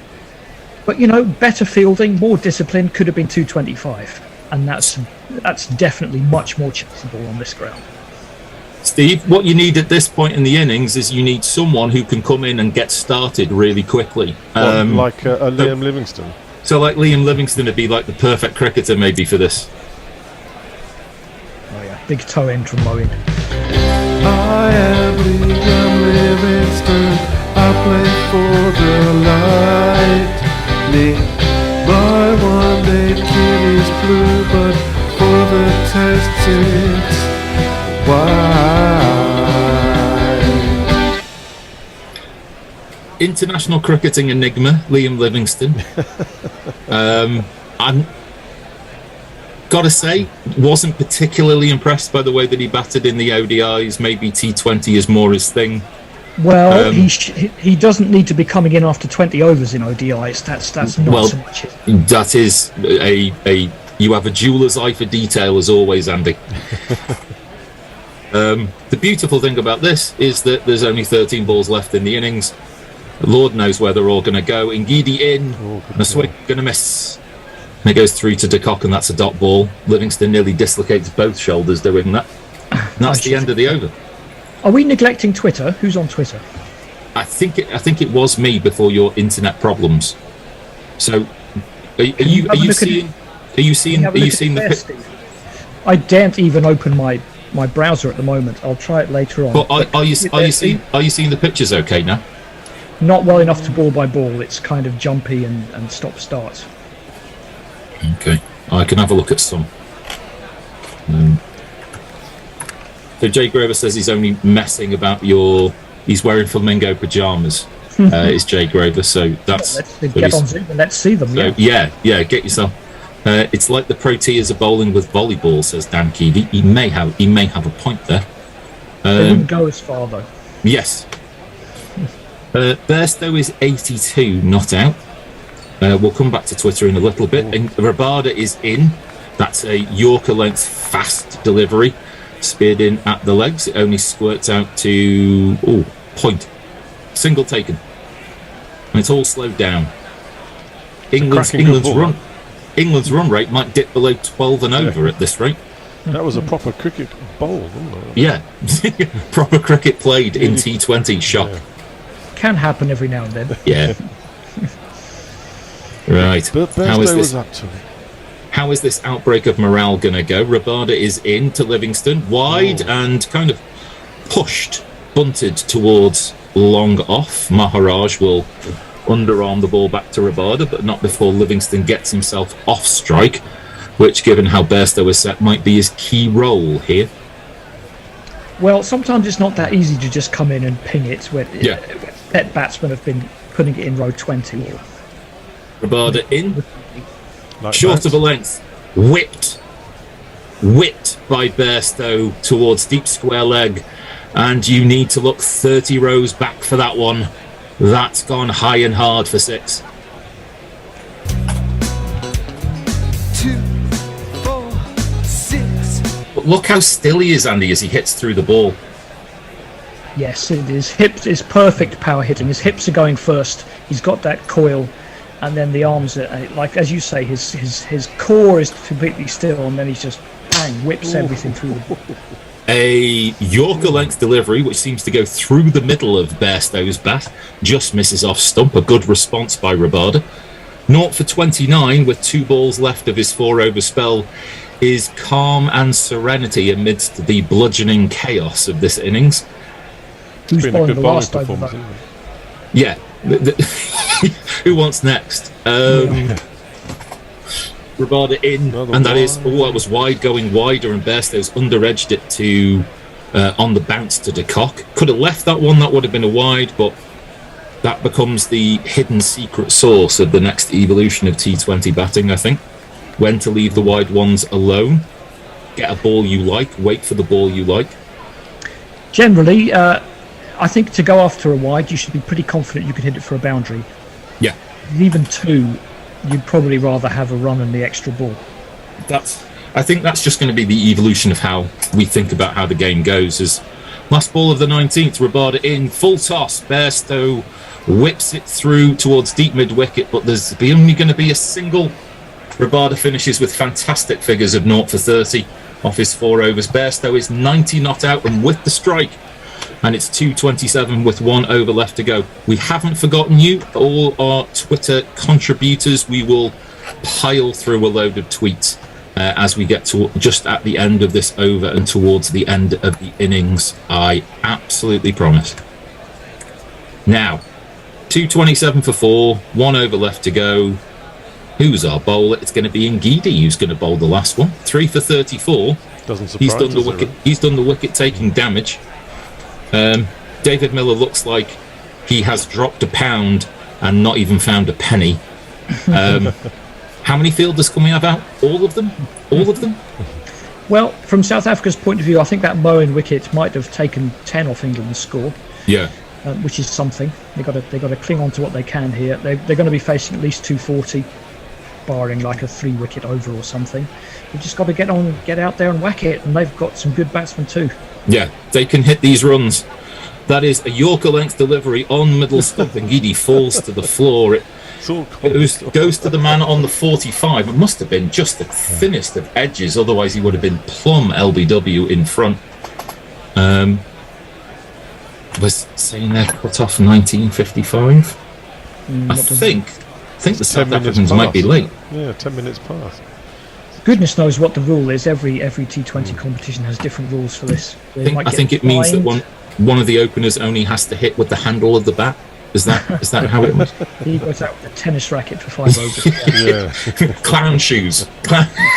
Yeah, but it's Roger Federer's tennis racket. Yeah, well, that's all middle. That's all middle. So, come on, Livingston. 28 for 4. Liam Livingston is obviously slowing the pace down here a little bit. I don't know if they're reviewing or something. I mean, he's right in front. I mean, if he's not hit it, it's plumb. As we see, well, they must be reviewing it. Yeah, no, that's going down. That's missing. Is that going down like so? Yeah, it's just clip the pad. So it doesn't hit the bat.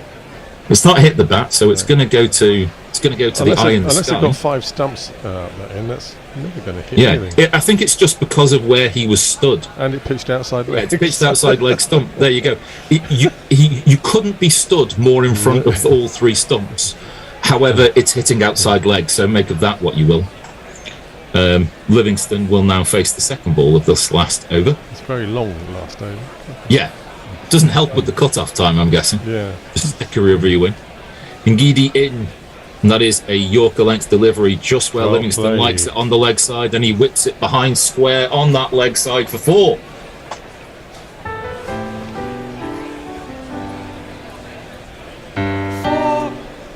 Wurzel Gummidge enjoyed that, didn't he? Well, we are in Bristol. Yeah. Exactly. That's a great shot. Ngidi his margin for error there was tiny, but it was just a little bit forward, a little bit leg side. Well played, actually. Clipped it away for 4. Next ball, and that is a massive swing and a miss, and Ngidi is claiming the edge. It must be a wicket. Livingston edged behind to De Kock, and he goes.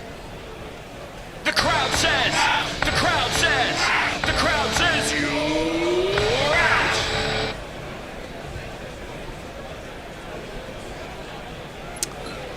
So, Demon Boy Child Sam Curran is coming to the crease. It's nice to give the 12-year-old 3 balls to bat. You know, it's Yes. Here's a Come on, jingle. little one. Out you go. Out you go. Just have your fun. Yeah. Have your fun. Sam Curran. What's his distinguishing feature? Sam Curran. His dad's from Zimbabwe. Sam Curran. And his beloved mindless Yates. Sam Curran. Do you think there might have been some polite words from Bairstow reminding him that with 3 balls left in this over and the innings that he's in his 90s and would quite like to face? I think he's a team man, isn't he, Bairstow? He doesn't. Yeah. England, White Ball, and Morgan are very big on not playing for milestones, and good for them. Well, do you know what? Morgan can keep that to himself from the privilege of the commentary box. Oh, and then again, he's on 90, so yeah. I doubt that's going to happen. So knock your socks off. I don't think he's something. going to nurdle this for a single. Let's put it that way. Well, yeah. Ngidi, 4 for 38. In short of a length, try. pulled towards. It's probably been post, pulled through mid wicket. I think it's tipped around the post. There's a South African fielder on the ground. One can only assume that it's gone through him. That's in keeping with the pace of the innings and the style of the fielding. And that brings Bairstow back onto strike on the aforementioned 90 not out. There you go. Yeah, just tipped it over the tipped over the bar by Rabada. Right, come on, Johnny. 2 6s. Two balls left, 10 runs to get. No, wait, no, hang on. 2 3 3 for 5 is the England total. 90 is the Bairstow total. Ngidi in. That's in the slot. Bairstow has hit that an absolute mile in the air, and it hasn't got the distance. Oh, they got him this time. And wouldn't you know it, Russo has taken the catch. He must have had that's come down with snow on it. I mean, I know it's the height of winter. That's gone a mile in the air. Got him! Why did he do that? Unbelievable! Johnny Bairstow throws his wicket away. 90 off 53 balls, and the people get 240. Good God. People of Bristol can sleep safely in their beds knowing that they're under no further harm. But yes, I did say it's a couple of wickets. Takes 2 balls out of the equation, brings 2 new batsmen in, and South Africa actually, from where they were looking 15 minutes ago, quite happy with 235. How long have you had to wait for that ball to come down? It's got snow on it, that one. Yeah, he's got himself in good position. It was interesting that they celebrated that wicket, the South Africans. I think they just as much celebrated the fact that somebody caught something. Maybe, yeah. Yeah, well done. Last ball of the innings, 2 3 3 for 6. Chris Jordan, I think it is. It hits him on the pad. That's going to be a leg by. And the England innings is going to really quite strangely end possibly 10 runs short of where it could have been. Yeah. But with an absolutely huge 234 for 6. Massive. Yeah, but it seems a bit disappointing after all that, doesn't it? It was, yes. We get spoiled with this game, don't we? They were on for 250 at one point, but the Murray wicket just slowed them down a little bit. And it's not necessarily easy to just come in and ping it everywhere in the last 3 overs, no matter what other people are doing. But I think that's good. I mean, 255 would probably have been out of reach, but I think we've still got a game with 230. Yeah, I think so, very much so. If South Africa get a good start. Yeah, that does seem to be the case. It was. And De Kock looked in good form in that rained-out ODI, didn't he? He got himself back into the groove, I thought. Yep. Should we have a bit of a rundown of our scorecard? Butler was the first one to go, 22 off 7 balls, but caught Miller bowled Ngidi for 22. Jason Roy, just put out of his misery, second wicket, caught Class and bowled Ngidi 8. 8 off 15 balls. It's amazing that exists in the context of 11.7 and over. Milan was the third wicket to go, but by then the score had moved on to 112 for 3. And that was in the last ball of the 11th over, I think, 12th over, sorry. Caught the cock, bowled Falaqueo for 43 off 23 balls. Then carnage between Bairstow and Ali. Ali and Bairstow had actually had a partnership of 106. 106 to get them to the last ball of the 18th over, and that's when Ali fell, caught the cock, bowled Ngidi for 52 off just 18 balls. Not even dice cricket can give you 52 off 18 balls. Livingston caught the cock, bowled Ngidi for 5, trying to push things along. Bairstow, last man to fall, caught Russo, bowled Ngidi for 90. 53 balls, 3 fours, 8 sixes, and with all of the extras that Andy made reference to, 13 extras, which is completely unacceptable at this level of cricket. That gives you a total of 2, 3, 4 for 6. Do you want me to run through a couple of tweets? Yep, go on. You promised. Right. I've got about half an hour's worth to catch up on, so give me a sec. So I am going to just pick an arbitrary point. Yes. Chris Tyndale, Proteas need to train nothing but fielding between now and the next fixture. You may be right. Jay Grover, the fact I were about to type "ain't Ali shite these days" proves what all we are aware of. I know bobbins. T20 will do that to you, Jay Grover, to be honest. Chris TB, most runs conceded by the South African bowler in a T20i for Laquaver. Must be thankful that Abbott exists. 1 for 68 off 4 overs, so dangerously close to record territory here. Armchair Cricket Podcast, South Africa bowling completely disintegrating under the assault from Bairstow and Ali. Like we said, 100 in just over 5 overs. We know that there's a short boundary and 2 hitters at the crease, but why not stick to basics and try to bowl to a field? That was Andy's point as well. Farong, 21 dot balls by South Africa during power play 1. 15 runs were scored off 15 balls were scored off 28 runs. Things have certainly gone pear-shaped since then. Poor bowling and fielding. They've not helped themselves, shall we say. And Mayank, hello all. I often forget how the time difference in South Africa is just 1 hour ahead of England, even though it's all the way on the other side of the world. Yeah, we are a long way away, but we are kind of directly beneath each other, which doesn't half help when it comes to timing for stuff like this. So, Steve, what do you reckon? How do you see this kind of going for? Well, I think the thing about Bristol is that it is a small ground and that those boundaries are close, and I think South Africa have got the batting power to do very, very similar hitting to what England have done. So, again, when you get under pressure, it's how did the bowlers react? We've got, Topley hasn't played an awful lot of international cricket. Gleason's in as a new boy. So, there's some questions to be answered by this England attack. I think this is quite a good game now. So I think if you focus on the power play and go, okay, from the power play we want to get to, this is our target. Let 2, 3, 4 come to us. Yeah. But at the end of the power play, 6 overs, we need 60. And you and I, Steve, we've sat together and watched umpteen international teams get to 60 in a power play in a T20. Yeah, indeed. And the other really interesting thing as well is it applies in every single format of the game, how wickets do slow down scoring. And in T20 it becomes quite key.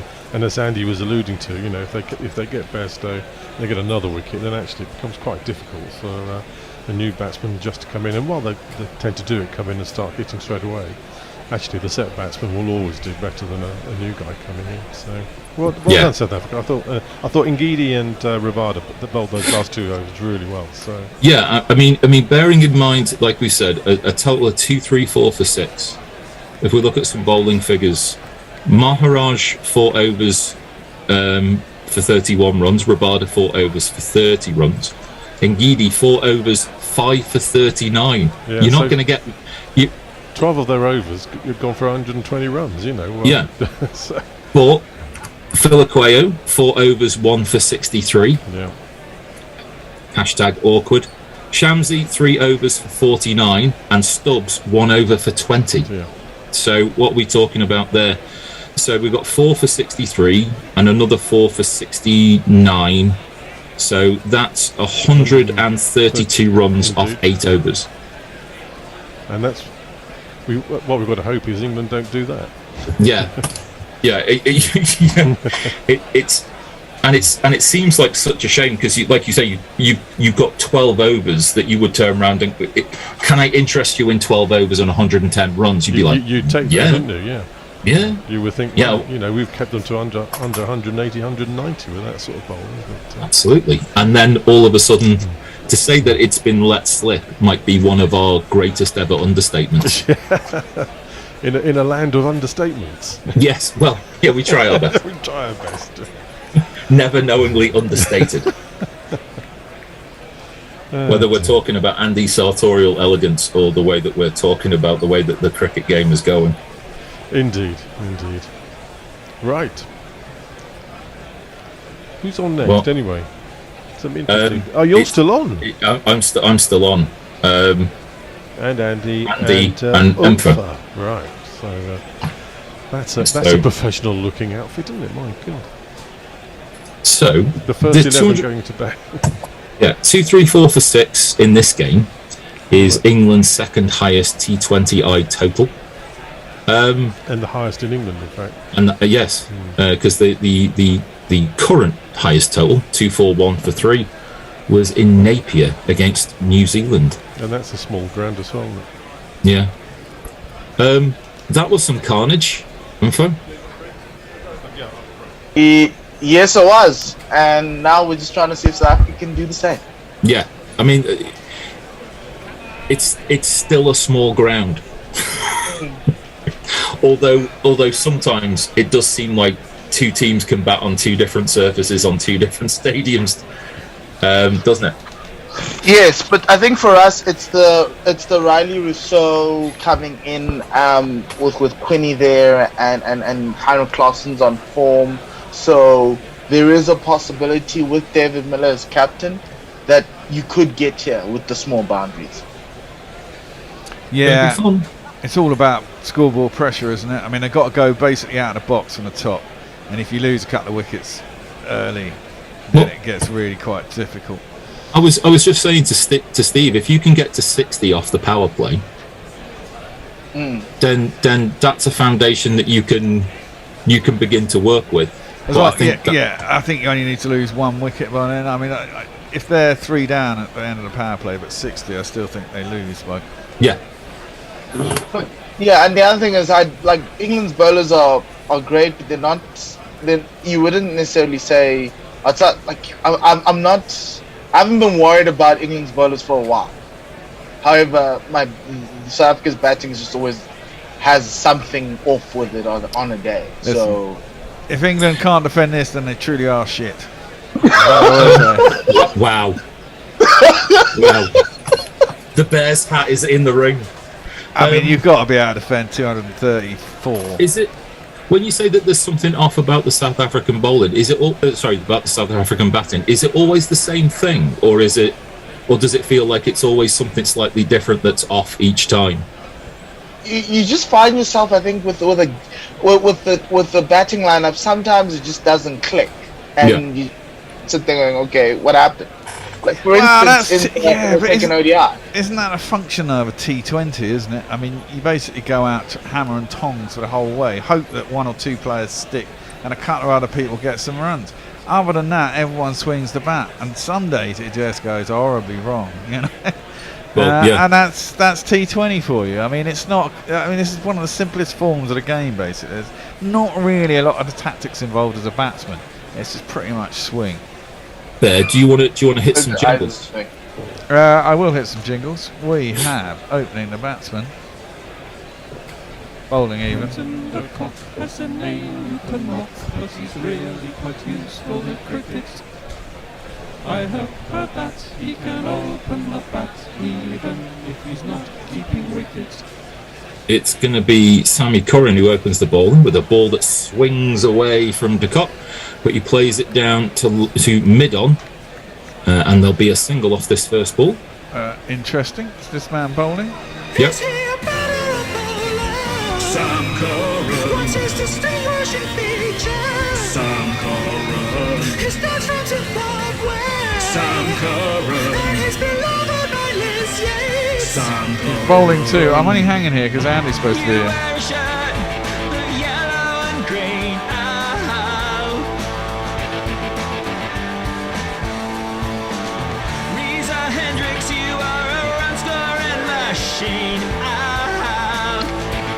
Curran in, and that's a full toss which Hendricks cannot put away.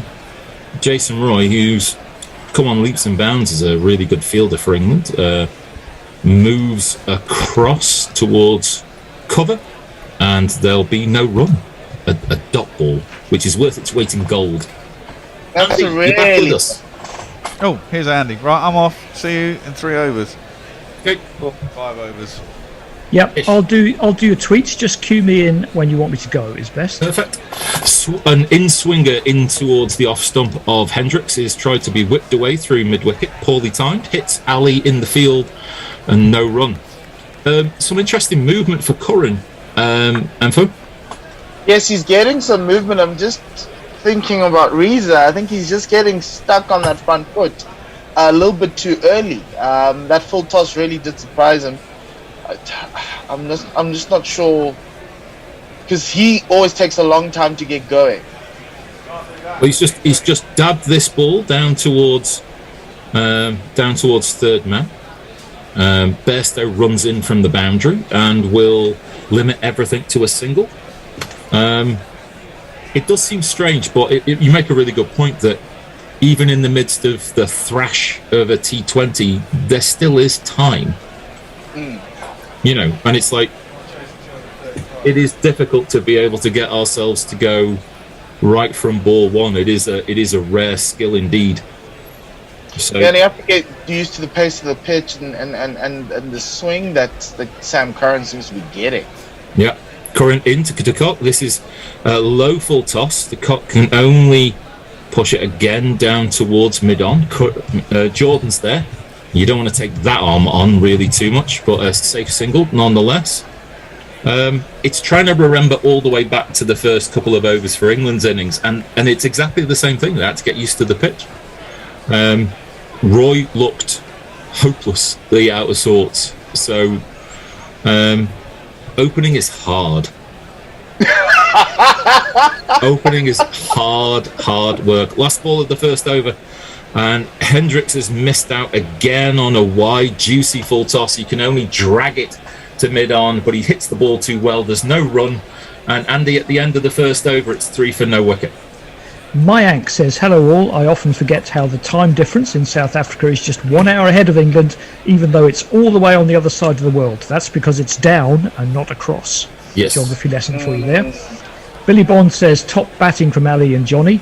Jay asks, is this going to be a case of coterminous boundaries? And also says, every minute Reza Hendricks spends at the crease denies himself and his wife a Bollywood career. Coterminous, guys, do you know what that means?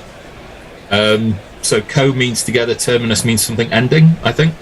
I'm not entirely sure. With an OUS though. I'll look it up. Whilst the Bears playing a jingle of our new bowler, I might look that up. KB once tried to kill him, and AB smashed him off the park. Then Boyd ran Properly in, and that's under edge by de Kock trying to run that down. And it's gone through to the keeper and no run.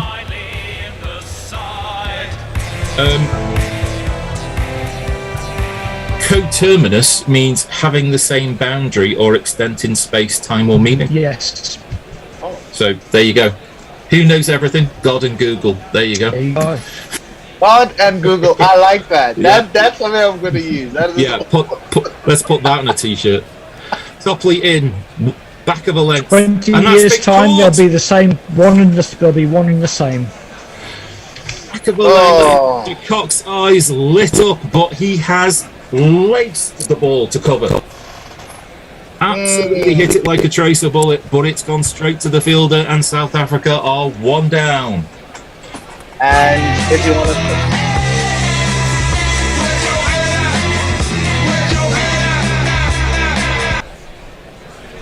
and if you want to look at contrasts, I think Jason Roy chipped one to mid-wicket and it landed just in front of the fielder in the first innings.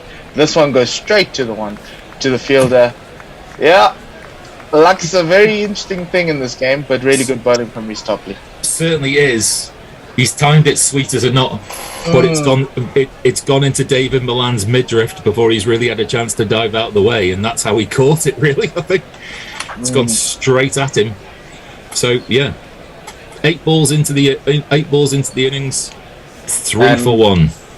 And in comes in the man who South Africa has been crying to see. Well, you're going to love this jingle. Oh, okay.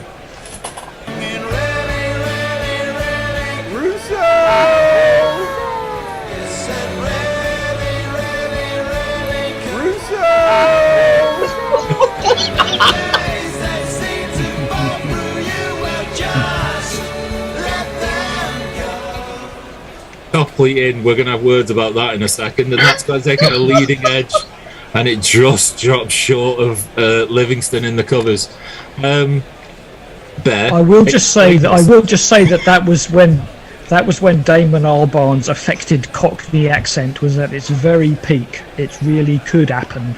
Yeah, well, indeed, and indeed, it did happen. Happen.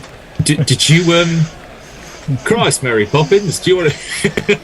Exactly. Topley in, back of a length, pulled through mid-on. And Russo has timed that beautifully, and that's gone for a 4 before anyone's moved.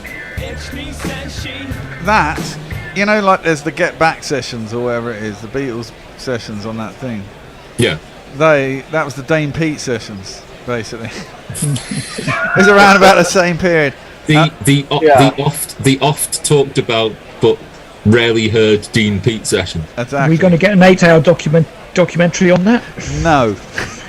Again, back of a length, and it's been tried to be whipped through mid-on again by Russo. Corrin does some nifty fielding, moving to his right, and there'll be no run. Russo practicing maybe the shot that he wanted to play, get that a bit more square on the leg side, exposing the short boundary. He has been the most dominant T20 mercenary in the world over the past year and a half.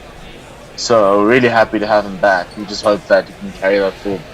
Yeah, which is why I think with him South Africa have a chance. It's back of a length, it's been top edged, it's in the air, and it's been caught! Out of Emfo's mouth to God's ears. And unfortunately, Russo has to go. It's a good catch by Gleeson running in, I think. Just not a good shot. Toe end of the bat. And oi. Kitchen sink type of thing. Yeah. For fuck's sake. Oh no, he's out. Excellent. Top edge. For fuck's sake. Oh no, he's out. Excellent. Top edge. For fuck's sake. Oh no, he's out. Excellent. So Bear spoke about scoreboard pressure. Yeah. And scoreboard pressure makes you do crazy things. And this team feels like they're at the home run derby and they need to push on. He hit that so hard. It was ridiculous. So they need one Soto from the home run derby. They need a little bit of luck as well. They just need to breathe. They just need to breathe and understand that no matter how hard you're going to hit it, if you take a little bit of pace off it, it's a little bit. It's gonna be fine. You don't have to hit the ball so hard.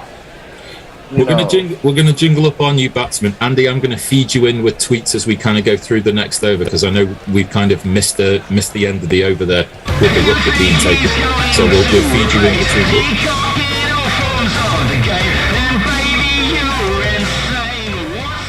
Curran in, pushed across Klassen, and that's a swing and a miss. Andy, what have we got? What have we got by tweets? Warren, can we kick Jason Roy to the curb yet? Maybe want to think about the end of the series. Tony Bishop, back to my balcony with a glass of wine. Did I miss anything? Is Umfo confident? Less so than he was 10 minutes ago. Yeah, I was going to say. Yeah. Spangly Sai says, bring back the Dane Pete jingle. I'd vote for that. Yeah, it's a bone of contention as that is pushed across. Hendricks, he dabs that to sort of backward point and singles abound. He's playing in America. He could possibly get naturalized soon. And then he'll play for America in the qualifiers. Maybe the same qualifiers South Africa will have to go through. And maybe you can jingle him there. maybe we can jingle. He's playing in I think he's in Dallas or something. He's in Texas. No one wants to be in Texas as that is whipped away behind square. It's beaten, I think, Rashid on the 45. And that will speed to the boundary, and that's a welcome 4 runs to Hendricks. 1, 2, 3, 4. Andy, have we got any tweets to fit in between balls?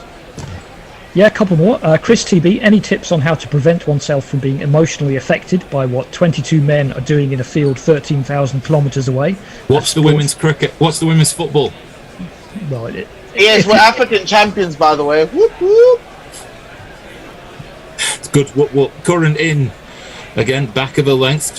A push of a drive by Hendricks beats the internal ring, but Bairstow will fire the ball in from the boundary sponge, and I think that's just going to be a single. Yeah, scores 12 for 2 now. Halfway through the third. Jay asks Foe if this side would be shored up if Markram was at 3. Also, that jingle is fucking mint. Look, between Riley and Aiden Markram, you can have one. Pick one, you can have the inside. And you don't want the other one, as that is in the slot. And that is gone 1 bounce for 4 runs. And maybe that's going to get him off the schneid there, Hendricks.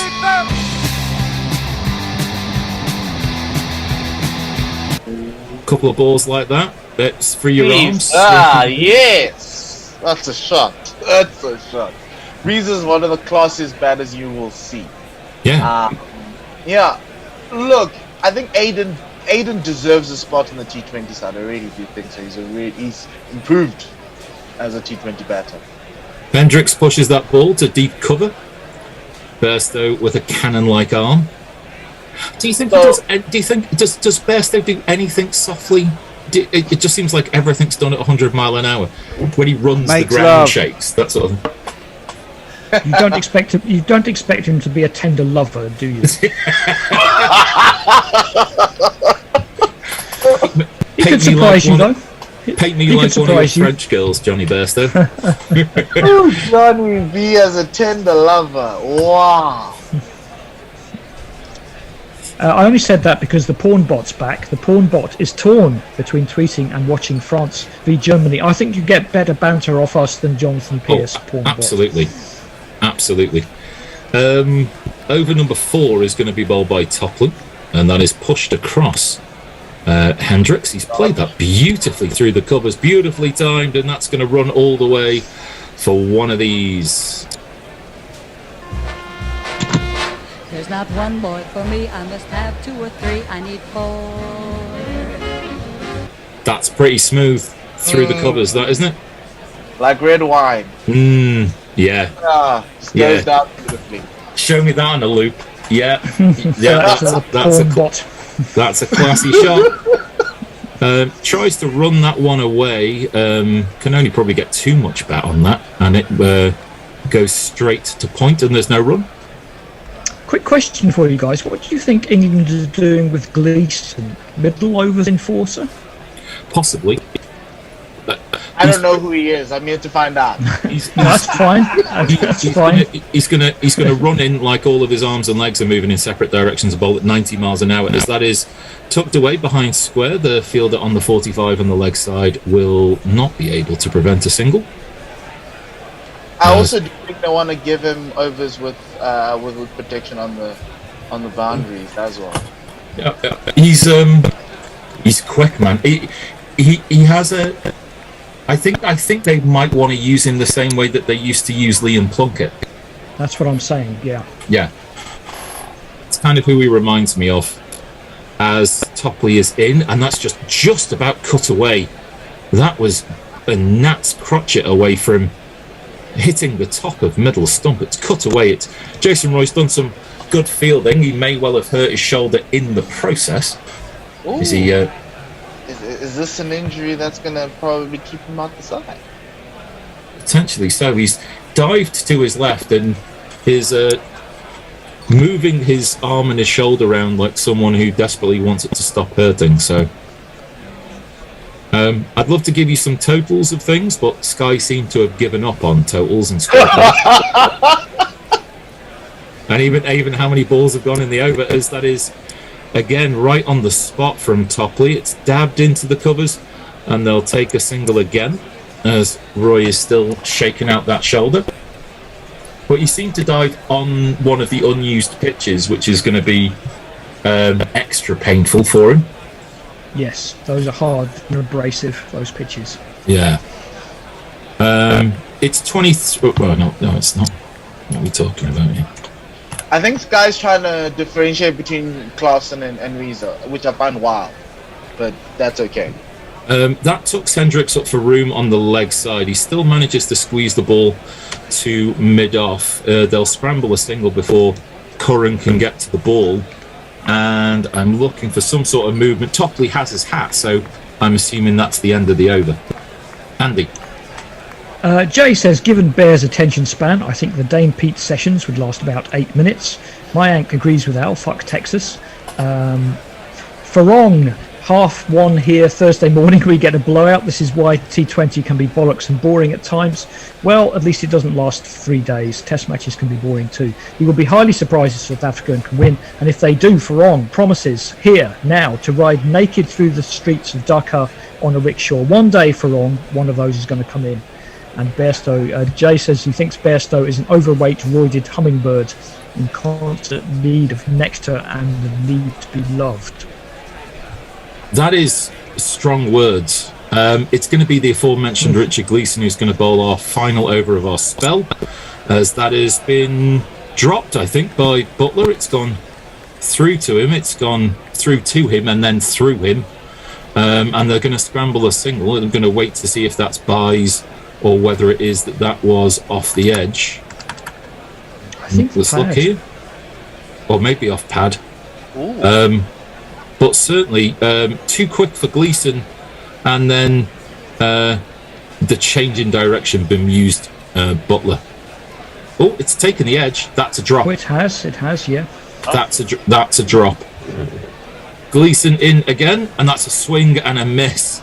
No footwork, just tried to pull the ball on length towards the leg side, and that was through Hendricks before he had chance. So let's jingle up Gleeson. Yorker from Gleeson, Yorker from Gleeson, crashing into the token, the batsman relay, 2016 season, Yorker from Gleeson, went for less than a run a ball.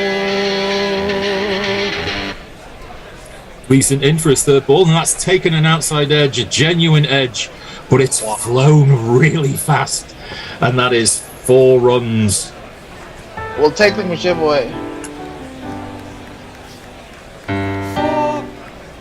That was quick. That was rapid, wasn't it? Very. Oh wow. Yeah, there was no real attacking intent behind the shot. I think it's like, oh god, there's the ball, and it hit the edge. That brings the South African total on to 32, as I have now a better scorecard halfway through the 5th over. Reza Hendricks is 17. Klaassen is 9. Gleeson in again. That's fast, man. It's just on middle and leg. It's pushed away more defensively than anything down to mid-on, and that will be no run. Oh, there's the scorecard. 32 for 2, like we said, 4.4. There's going to be a change at the end of this over. I think I'm on to summarise things. We'll talk about who's going to be on next in just a moment as I reach for my mobile phone. Gleeson looks fast and mean as he comes in, and that is back of a length, but this time it's got width, and that's been rocked through the covers for 4 runs. 2 + 2 is on man.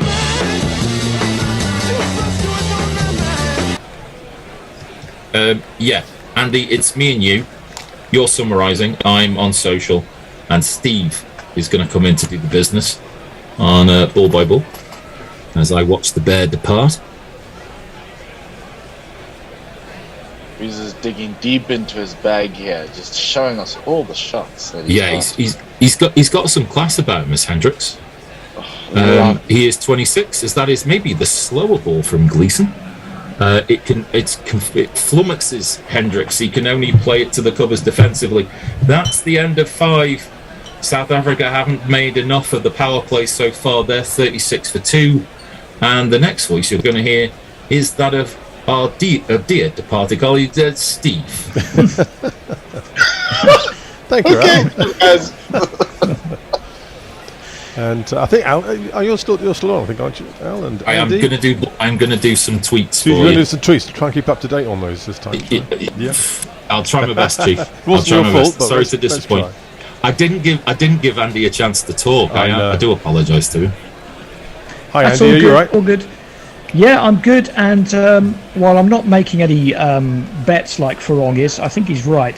This is not going to happen for South Africa. 200 on 15. It's already more than 12 and over, and it's very hard to see how 200 off 15 is. Get through from here. However short the boundaries are. Anyway, it's Chris Jordan to bowl the 6th over. He's into Klassen, who digs that out. Ball just doesn't really get off the square, quite frankly, but they're able to come through and add a single to their score, move on to 37 for 2. That's about the best they can do at the moment. It only needs 1 or 2 cheap overs, and it just gets worse and worse. Yes. South Africa need a big over pretty quick, and this is their last chance in the power play as well. Well, I suppose Chris Jordan is one of the bowlers you'd like to be trying to get it off, because if he gets it wrong, he gets it badly wrong. So. Anyway, he is running in again, and this one is just hit straight back past the bowler over the umpire's head for a very, very firm 4.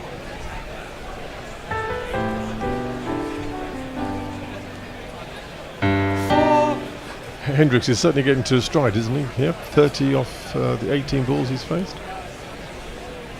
Yes, South Africa will either need a lot of those innings or someone to play a Bairstow innings here, 90 off, what was it, 55 odd?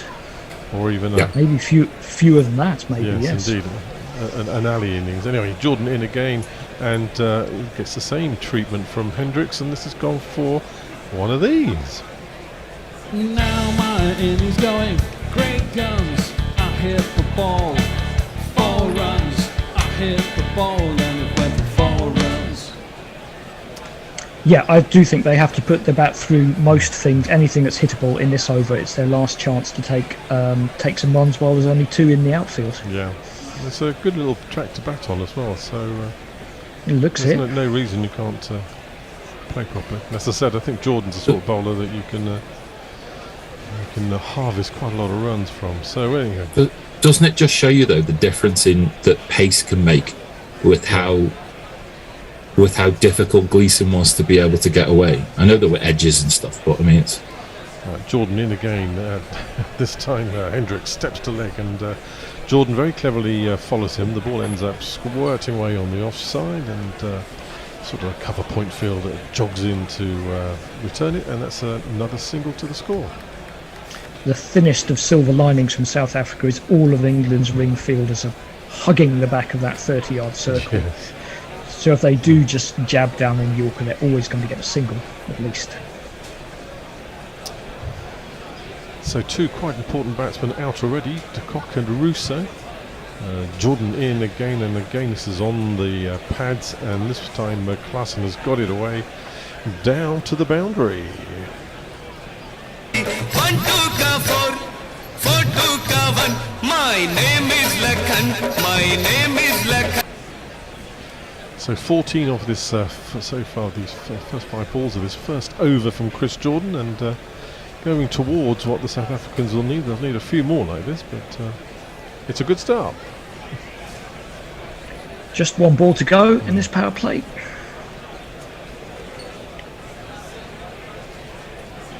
And again on his pads, and this time Klassen can't clip it away. It bounces back down the track. Jordan fills off his own bowling. That's the end of the power play. 6 overs, South Africa 50 for 2. Brian 001, BBC has the game live, but 2 seconds of listening to Phil Tufner was enough. You're always welcome here, Brian. Tristan McDonald, can I access Gorilla without broadband? You can stand outside the window in Sydenham. Yeah. I think we can commentate that way. You'd only get one part of the commentary team there. Yeah, but, well, that might be better. Who knows? Jay Grover, No. Serious question for Enfo. Hasn't Hendricks been a next man for about 4 years now? Oh crap, Al's on tweets. See you next Tuesday then. Hey, I'll read you out. It's all right, Jay. Stick with me. See, we promised we would. I think Tristan's indirectly trying to have an argument with me about the TV licence. Is he? Oh, right. He's sort of saying we're not free because you have to pay for your broadband, but none of that comes to us, mate. True.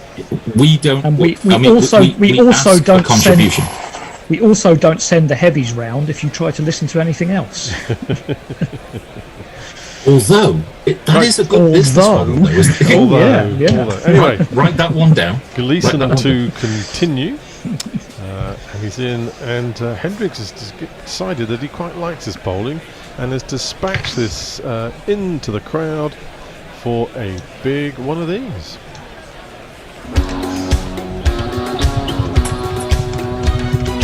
I believe in miracles. Since you came to bat, you 6-0 thing, you 6-0 thing, you. I believe in miracles. Since you came out to bat, you 6-0 thing. He picked that up well, didn't he? Certainly did. Yeah, well, they certainly put the foot on the accelerator here, haven't they, the batsman? Could be quite a good game if this carries on. Hendricks has moved on to 41 off the 21 balls he's faced. Gleeson's in again. That is a quick, rapid ball right into the chest of Hendricks, and didn't really know what to do with it. It squirted away towards sort of gully, not to anyone who might have caught it. They managed to come through, add a single to the score. Well, that was quick, that ball. Yep, that's what's making the difference. Extra pace of Gleeson. He will, as you say, if it flies off the edge, it might go for 4 in some unexpected areas, but they're not going to be drilling the ball straight past him quite so much. Yeah, Hendricks was stepping away to leg there, and Gleeson saw him and followed him. It was good bowling. Gleeson to Klassen, and that's a fine shot which has beaten the diving fielder at mid-off, Rashid, who probably should have done a little bit better, I think, there, but anyway, he's let that go through, and they've added a 4 to the score.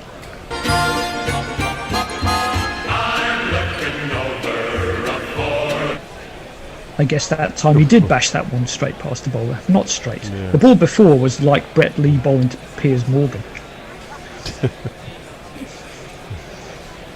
Piers Morgan ran so far to leg, he was almost got tangled in the net.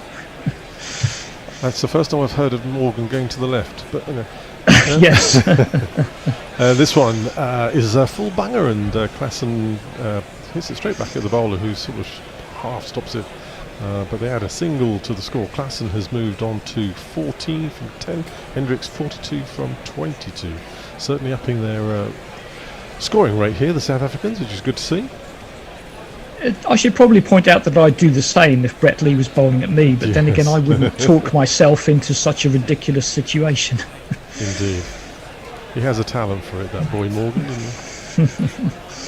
Gleeson again, and Hendricks has punched this into the extra cover area, and Milan sort of juggles at his fields. There's no chance of a run. A dot ball, a rare little sight recently. But every dot ball is a nail in South Africa's coffin, if I can be overly dramatic. I'm quite impressed with Gleeson, I must admit. He's a good bowler. He's up in the 88, 89s at the moment. It's good stuff.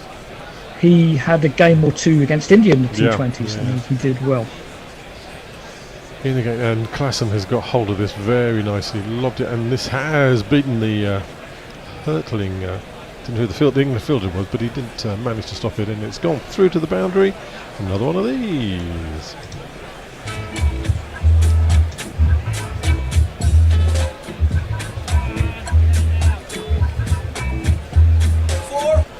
Jason Roy tried to make the stop, but it beat him, unfortunately, for England. So South Africa continuing this fairly positive assault here on the England bowling.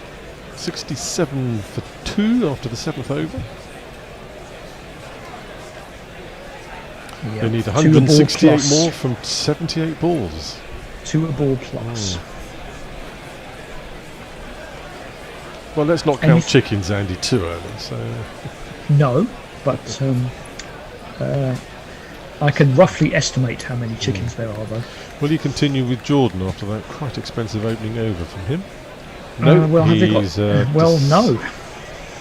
Decided to bring in Mr. Rashid for a bit of spin, and that beats Hendricks. All ends up coming off his inside, off his back, goes to the fine leg man on the boundary. Here's the new bowler. And a Rashid on the 45. And a Rashid on the 45. He's in again. This one a little bit of turn, but Klassen steps backwards and just punches it away to deep mid on, and they amble through for a single. Well, it's been tighter this from Adil than the previous 2 overs. That's a positive. For 2 balls, I mean, South Africa's spinners certainly got some tap. Yeah. Just see if England's spinners can out-bowl them. This one's horribly short and pulled quite strongly by Hendricks. Fortunately, there's a man at the square leg boundary who fumbles it in the fielding effort. It's Mr. Bairstow, but does restrict them to just another single. 3 singles from the 3 balls so far in this opening Rashid over. Short ball from a spinner should be picking it up for 6. Yeah, should be. Okay, this one is lobbed down towards mid-off, a deepish mid-off. One bounce into Jason Roy's hands, another single to the score. This is what bowling to a field will do. There's runs, but there's not nearly enough to get them back in the game here. Again, slightly short, and this time Hendricks again pulls it front to square, but there's a man down on the deep mid-wicket boundary. It's Sam Curran, and again just restrict them to a single. 5 balls, 5 singles. Very happy with that. Yeah. And you can bowl in a different way as a spinner if 10 and over is fine. And this time Klassen has stepped back and has launched this straight into the waiting arms of Chris Jordan, and Chris Jordan is not going to drop those sort of chances. Let's just jingle it. You silly little boy, what on earth were you playing at? Oh! Not a trivial catch from what I could see, and South Africa certainly dropped at least one that was easier. He's made a little bit of ground to his right. Yeah, it's not the easiest thing in the world. We saw, like you said, you saw South Africa drop easier ones. But Chris Jordan does have a habit of making that look way too routine. It does. Anyway, well, now the problem for South Africa, 72 for 3 off 8. The problem with South Africa is now their hitters and their finishers are coming in with 12 overs to go. Which in an ODI match would be what they'd expect, but it's not an ODI match. Perfect, yeah. Nope. Well, that's the sort of over that England needed, didn't they? Put the brake on, 1 for 5 from it, and puts the pressure right back onto the South Africans. And overs like that are going to sort of add digits to the run rate, aren't they? Just want to see who the new batsman is.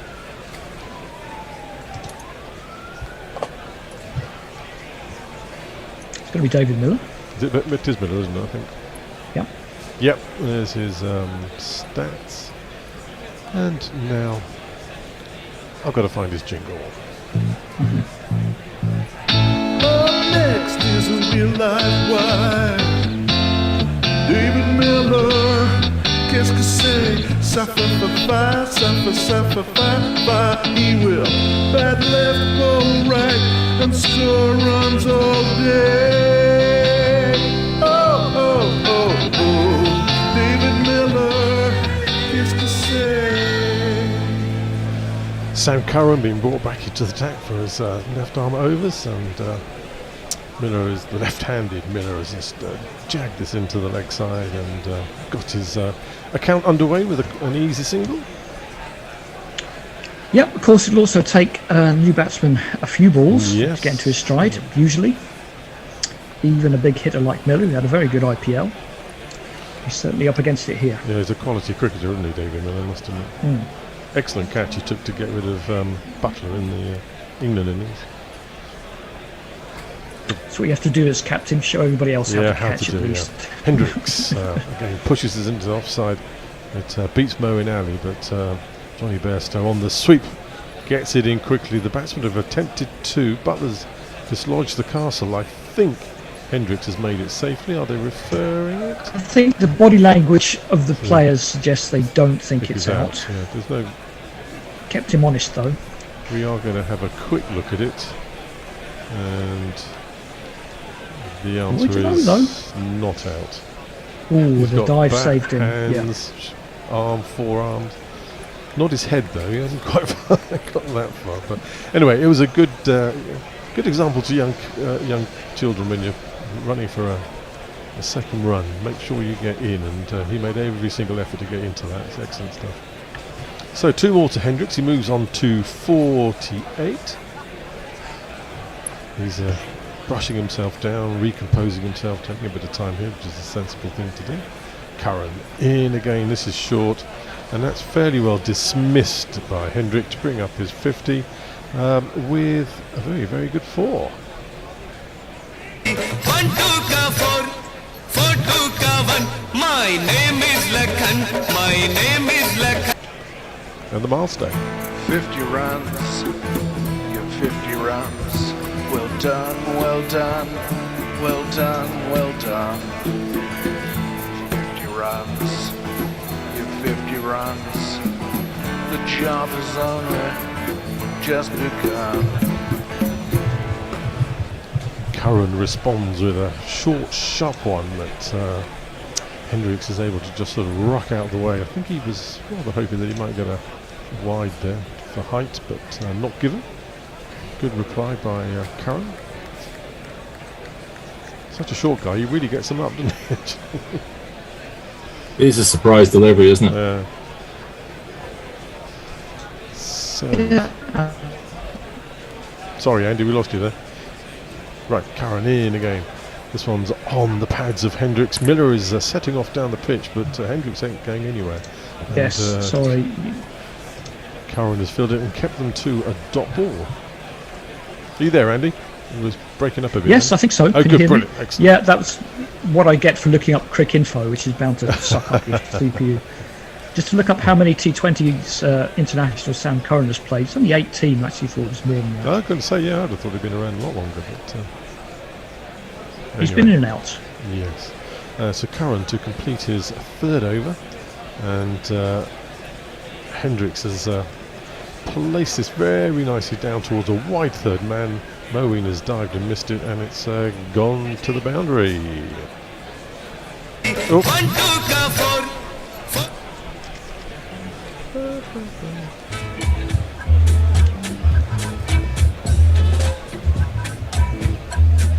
Yes, it was not the greatest bit of fielding by Moeen, but and he knows it. But anyway. Okay, let's bring us up to date with some tweets. Leah calls me out on some pronunciation of names. I apologise. Jake Grover, I'm still confused about what people writing the TV licenses message is actually going to say if I do not pay. I'm guessing now, but they do seem to wank over the red letterheads to let the beast have its pleasure. Zaltzman tells an excellent story about catching his firstborn while his wife gave birth in the bath. I'd like Jordan to be a super sub on that occasion. And Moonmat, how have I never heard that David Miller Talking Heads jingle before? It's superb. It is good, and you are up to date on tweets. Excellent. Well, we've got a new bowler. Moeen Ali is coming into the attack. I'll jingle him up after his first ball. Right arm round to David Miller, just nudges us out into the leg side, and there's an easy single there. Our beard shouldn't touch. Move over, AMLO. I like it too much. Move over, AMLO. You're one hairy dish. I love unconditionally. It's Moeen Ali. And certainly England having Moeen as a sixth bowler and Livingston as a seventh is more depth than South Africa. I think you said Stubbs was bowling his first over in T20 This is a fuller delivery from Moeen this time, which Hendricks is able to dig out and prevent from getting through to the stumps. Managed to take a run. South Africa moved on to 85 for 3. Sorry, now. Yeah, I was going to say Stubbs has bowled a little bit, but he's only taken 1 wicket in T20s at an average of 93, so not good. Yeah. Again, this one is outside Miller's off stump, and he just nudges it into the offside field. A sharpish single, but it was always on. So Miller moves on to 3 from the 3. Ali has moved on to 3 from his 3. I think you're going to see a lot of this from Moeen, just trying to bowl very full, very flat, not let the batsman get underneath this it. time Hendricks has decided that he's going to dispatch this. He hasn't, and he's just sent it straight to Sam Curran. And that is the end of a very good innings from Hendricks, but unfortunately it's come to an end. The crowd says, the crowd says, the crowd says you're out. Steve, I think there might be people waiting to come in from the green room on Zoom for the next change in a couple of balls. Oh, right, okay. Well, I think the people of Dakar are safe from having to see Farong fulfilling his bet. One day, I know. One day it will. One day it will. But not today, I don't think. So Hendricks is part 57. And he seemed like he was the linchpin of the innings, wasn't it? Yeah, that's a well, he's the only one he's the only one who did anything so far. Yeah. Quite frankly, yeah. A good knock, very good knock. No, he looked Good try. like a classy he fella. can't be. Yeah, he can't be responsible for what anybody else does, and he certainly did his part.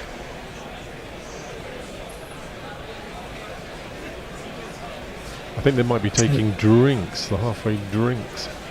That would make sense. They've got a long 10 overs. Series of ads at the moment. Yep, they've got 10 overs and 2 balls to get about 150, which is a tall order in a T10 game.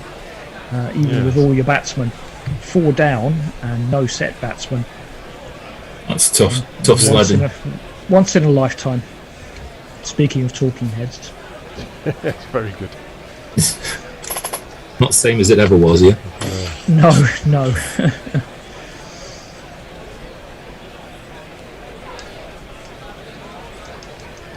No, I think that might be. It's just that the degree of difficulty gets bigger and bigger for South Africa, and less time to get set, more things that need to be done.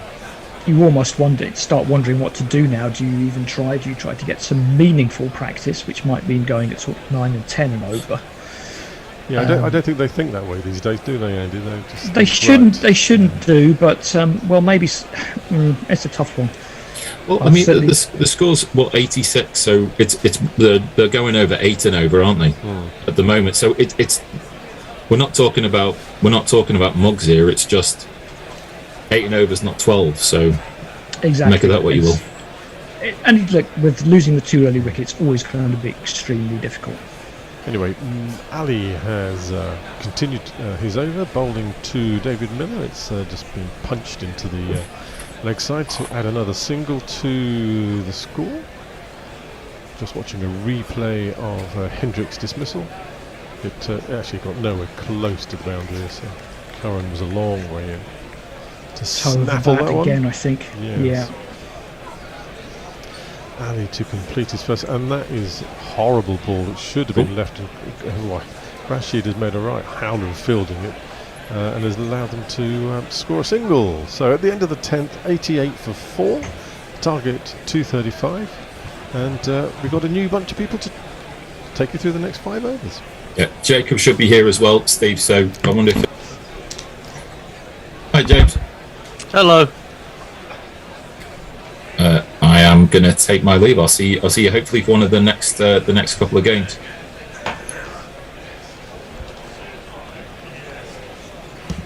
Well, James is supposed to be here. Are you there, James? You're there. Where? I'm here. No Jacob. fear. Jacob is not here. It's just me and you. This is There we go. This is one of those games, isn't it? Yeah, hang in there until Jacob turns up, will you, Al? Turn up, Jacob. I've got stuff to do. Like eat.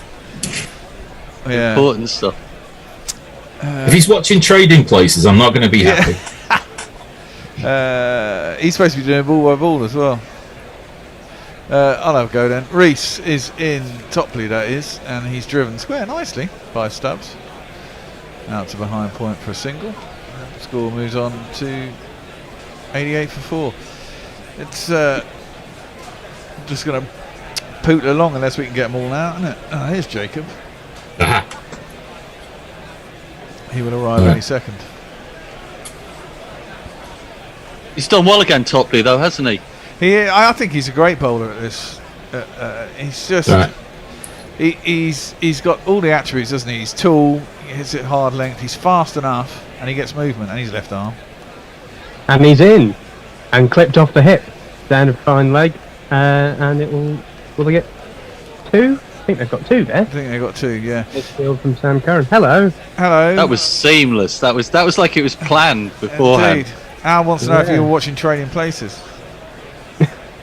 Probably, yeah. No, I wasn't. I promise. No, Bear and I were WhatsApping before. Just, can I come in now? Is this a good time for? Is this a good time for me to seamlessly transition in? As that's missed by Miller. Gone through to the keeper. I've only missed 1 ball of missed in. It's because the BBC app is about 3 balls behind. So I looked and went, I've got a couple of balls yet. And then I was like, hang on. Oh, but the ball you missed, we'll never see the likes of it again. I'm sure. Is this actually on the telly, isn't it? Or is it just on the BBC app? It's on BBC Two, I think, isn't it? Yeah. Okay. It is. As Topley's in, Miller's standing very leg side, and it's come off his pads. They think about it, and then they do go for a run for leg buys. Yeah, but unfortunately, my sitting room is occupied by my mother, who's watching some Amazon Prime series, and so I'm stuck in her office, basically her home office, a tiny little room with nothing but the BBC app to keep me on track, unless I watched it on iPlayer. What is she watching on Amazon Prime? We want to something know. called The Good Fight, which is some sort of legal drama. It's meant to be very good. But yeah, so I've been booted out of the sitting room. Terrible. As a good mom should. That's what we want from our moms. It is her house, though. It's fair enough. In comes Topley, driven out into the covers. The man at short covers missed it, but the man at mid off will not miss it, and they'll just get the single. Over the past few months, I've been spending more time at my mom's house and have rediscovered the delights of watching Coronation Street and every single quiz show that's on television. Really? I can't do them anymore. I watch Pointless, actually, that's a lie, because it's always on just before the news, but some of them I find hideous. Yeah, some of them are utterly despicable. Tipping Point, I think, is actually a low point rather than a tipping point in the great scheme of things. My mother's a fan of The Chase. The Chase is a lot. Yeah, it's a lot. I can't get into that one. Yeah, it's usually quite likely amusing. I'm not one for quiz shows. I like University Challenge because I'm middle class. As Miller misses a big hoik at that one. And I like only connecting the same way that I like staring at the cryptic crossword and crying. Yeah. But other than that, I'm kind of not bothered. It's always a bonus if I get something right on University Challenge. If I get 3 questions right on an episode of University Challenge, I'm like, yeah, smart. My mother-in-law has a very good tactic for University Challenge, which is if, say, the question was, what colour is an aubergine, she will go blue, yellow, red, orange, purple, and then when they say purple, I was right. Yeah. That's a classic one. We actually, in our house, we have a bit of a competition every week. Me and my mum and my girlfriend, we get together and we watch University Challenge and we score it. And we see who wins. We're quite into it, yeah. I went to school with a bloke and coincidentally the same university as him. As Moeen Ali is in to Stubbs, who clips off the hip. They'll get through for 1. They'll come back for 2. It's a bit tight, but no, there will be no direct hit, and they'll get through. So I went to school and then university with this bloke, and he was on my university, the Exeter University's University Challenge team last year, and he can take a blank map and fill it in with countries, capitals, and population. As that's a full toss by Moeen Ali and spanked down the ground, 6. Oh dear, oh dear. It's another 6. It's just prolonging our evening. I mean, they've nearly got to get 3 a ball. That 6 occurring in the stunned silence of my friend's excellent geographical knowledge. Well, I wonder if I'm guessing he couldn't fill out that same page with a list of friends, because that is, when you know that much, it's scary. It's egghead level.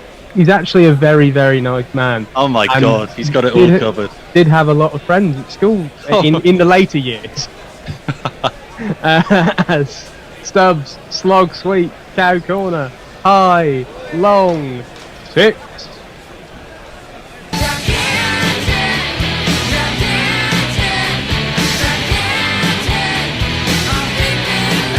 Looks like a bald man get hit on the head. I think he hit him in the bald spot. We'll have a look on the replay. He's slowing it down for us. Yes, I think he's got. He wasn't right watching, on the was top he? of the head. Maybe he's got a little target tattooed there. He doesn't anymore. Do you think a big sort of digital looking plus 50 popped up over his head, sort of Mario style? As Stubbs backs away, creams it into the covers, but there is a deep cover, and they'll just get the 1 run. Oh, well, all action. Well, they're actually pretty much ahead of where we were, but 2 wickets down. That's how crazy it went. So, well, that was the thing, wasn't it? I mean, we had like, what was it, 5 or 6 crazy overs. As that's into the leg side, they're coming through for 1. It's gone quite deep, but they won't get to. Just the 1. I think we scored 100 in overs. Well, 10 to 15. I think we scored a 50 in 13 balls. Wow. Well, that's good because I'm on overs 10 to 15 of this innings, so that could be interesting. Well, yeah. Well, they really got a hold of Fetlaquea, didn't they? I mean, they took really him to pieces. I feel he's another one who we all have to make a collective decision on how we pronounce his name. You know what? Jeff Perkins is an absolute fucking star. Look at that. What's he done after Moeen Ali is in to Stubbs, who backs away again? It's high. Has it got the distance? Yes, it does. It's another 6.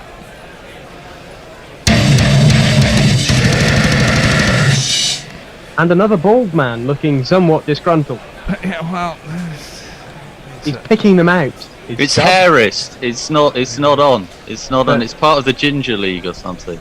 Empo will be happy about it. He was bigging up Stubbs on the way in.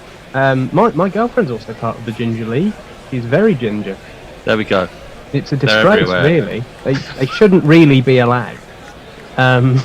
But yeah. Shall I catch us up with some tweets here? Yeah, go on. Go for it. So Jay Grover is calling us out. Please stop calling Curran short. The man's a giant to some of us, and by some of us I mean me, 5'10", airy and bastard, which is fair enough. Adrian Lowe's pointing us in the direction of the Freddie Flintoff documentary and Freddie's star player. Have you guys seen that?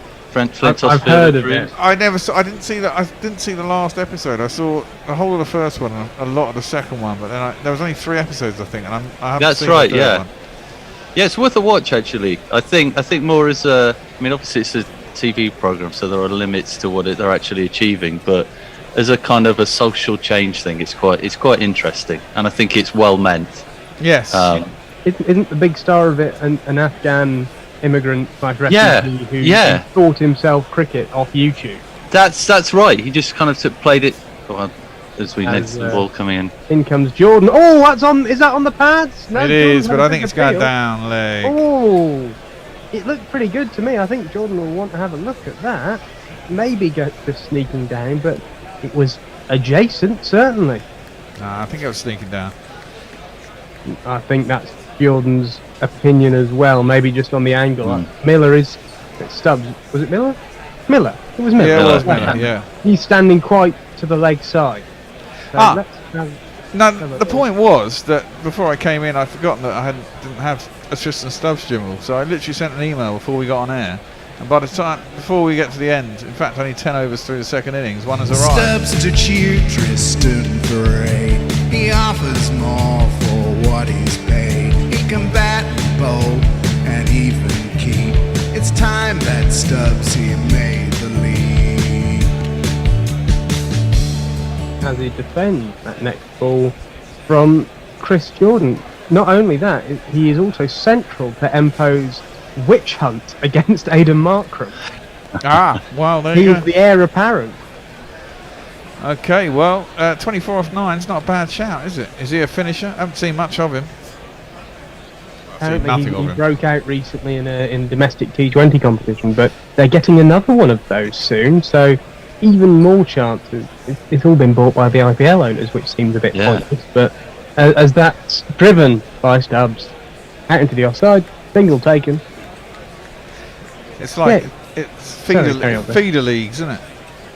Yeah, it kind of seems pointless when you start up a new league to sort of not rival the IPL, because no one ever will, but be another alternative in the IPL sort of vein, and then you get the IPL owners to buy it all up because they're the only ones who can afford it anyway.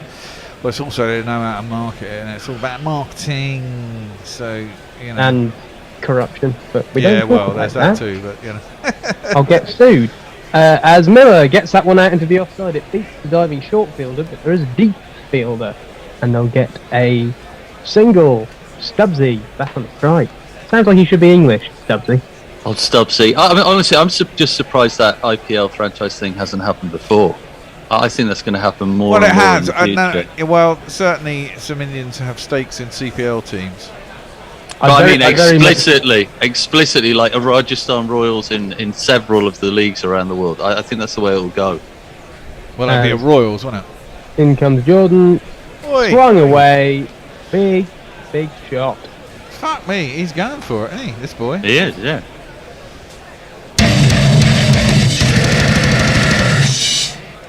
We know what Miller can do. I'd like to see the hilarious and politically fraught situation when the IPL owners buy up all the PSL teams. Well, yes, I was thinking about that as we were talking about it. You know, there are limits. There are limits. And in contrast, the PCB then buys the IPL. Yeah. War of cricket. The cricket war. We'll do a quick swap, sort of, you know, it just a sort of quick swap of, if you give us the IPL, we'll give you the PSL, and that's a good deal, right? Yes. That's immensely silly. It's cricket, for God's sake. Let them come and play cricket. Anyway, not that I am to call all these major conflicts and deeply held issues which we really helped start anyway stupid, but you know, it's cricket. In comes Jordan, and they're driven out into the offside. Johnny B will do the fielding, and they'll get through. I think that was for one, but it looked like it could have been an overthrow for a minute, but no. This one. On the tweet front, we've got Armchair Cricket Podcast with David Miller, a proven hitter in harness, and Stubbs all talked up to B12. Will SA seize this chance to achieve something really special? That's what it'll be to score 15 plus per over for 8 plus overs. Well, they're giving it a damn good go, aren't they? Well, they are. That would be really special. Look, Farong has promised to go naked down his main street on a local rickshaw if South Africa do this. So. Is that allowed in Bangladesh? Well, I doubt it, but we're going to hold it to you, and we want photographic evidence for Farong. Rashid is returning to the attack. Oh, this will be let's interesting. See if spin can play into this. He's got jingle. And a Rashid on the 45. And a Rashid on the 45. And a Rashid on the 45. And a Rashid on the 45. He's not on the 45, he's bowling, and he's floated that one up. It's been driven, and he's managed to very nicely stop it, diving away to his right. And yeah, good stop from Rashid. Spin has come into this game a little bit. So far, in this innings at least, the wickets are split evenly between Rashid, Ali, and Topley, with Topley with 2 and the Spin Twins with 1 apiece, as that slapped through the covers for 4. It's me, Sanshi. It's me, Sanshi. A pathetic Parkinson-esque 48 miles an hour, which, as we know from the excellent commentary in the media, is definitely far too slow. A whole 3 miles an hour too slow for international cricket. It is if you do it all the time. Bear and I have disagreements on this issue. In comes Rashid. Slob sweep. That one, I think, was it was that 4 miles an hour quicker, and it didn't. Doxy. Still went out the ground.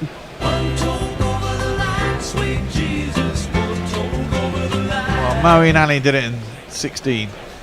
Stubbs has got 42 or 15, so he's up there. I tell you what, he's doing it for a guy who used to paint horses. Then was a wicket keeper for about 5 minutes, and is now the best off spinner in South Africa. He can hit a mean ball. He really can. Wallop it, can't he? I think Simon Harmer would be very disgruntled because he is both a well-known off spinner and horse painter.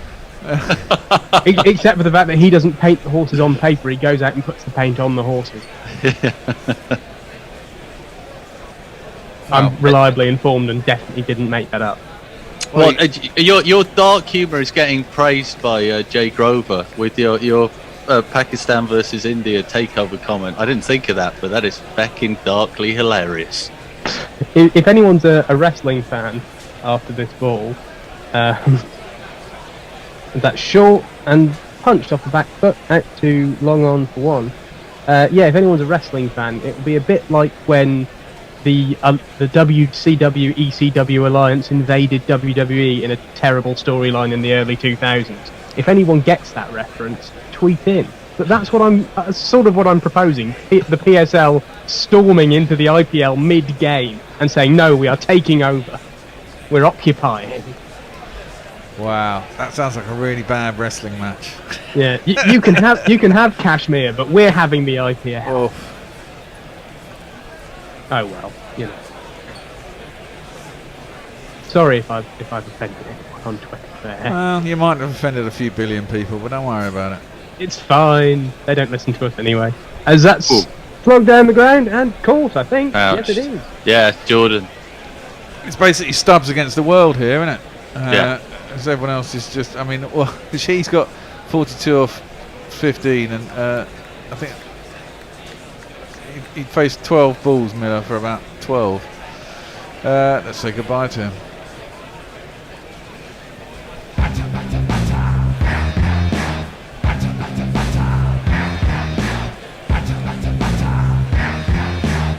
Am I the only one who can't hear the thing? Oh, I can hear it now. Ah, there we go. Problem with Zoom, you know.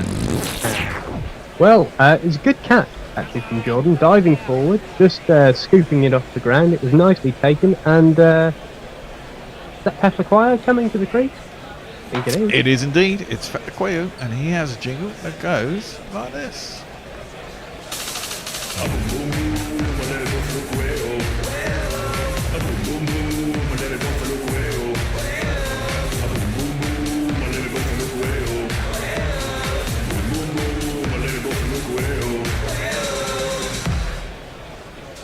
I managed to recognise him that time, despite his excellent and luscious beard.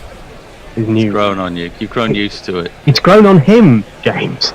That's the problem. I like to think the next time you're on, it might have grown on you as well. I'm expecting more of it. Who is that? Who is that person? And why is Peflaquayo now clean shaven? Yeah. I've just glued it, kind of to mine. Shaved him in the night. Have you guys ever seen that film, To Be or Not to Be? That it's like a 40s farce set around an acting troupe that get caught up in Nazi headquarters. Have you ever? Do you know that film? What's it called? To Be or Not to Be. There's a tremendous routine based around a fake beard being ripped off and not ripped off, that I can see you reenacting. I'm sure someone on the Twitterverse will have seen this film. It's hilarious. Jack Benny. No. More younger viewers like myself, as that's outside edgy into the offside, and they'll just get through for a single. Yeah, It's very big with tweens nowadays. Well, It's very big on TikTok. Yeah, what is it? People of my generation might remember instead the ongoing, the running throughout beard shaving storyline in Sacha Baron Cohen's Dictator. Yes. Okay. Yeah. But I would say that's where that's taken from. But yeah, absolutely, it's that as well. Probably. That's what I grew up with. That good, harmless fun. Is this really inoffensive? I've got to ask this: is this really a thing that tweens are now watching black and white movies? Because first I heard it was on the news today, but really? No, I made that up, but now I'm going to claim, yeah, it is. Tweens are all over Jack Benny on TikTok. It's just the latest thing that's happening. By the way, I want to point people to if you check out the Twitter feed, there is a tremendous GIF of a bear on a rickshaw in tribute to our own bear. That has to be seen to be believed. It's absolutely amazing. Oh, yes. Well, you do me credit, James, because I left being a tween quite a while ago. No, I'm not suggesting. If you're a tween, you're one of the most heavily bearded tweens I've ever seen. But it's always possible. What age even is a tween as that's driven into the offside? Oh, it's beaten the man at short cover. It's gone right past him. It's gone wide of the man at mid-off for 4.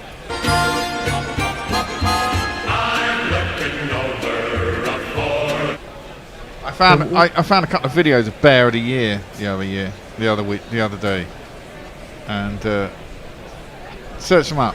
Bear of the Year 13 and Bear of the Year 14 on some magazine in America called Deadspin. Oh, wow. And one of them is hilarious. One of them is it's a bike race. It's in China, of course, but it's a bike race between a monkey and a bear.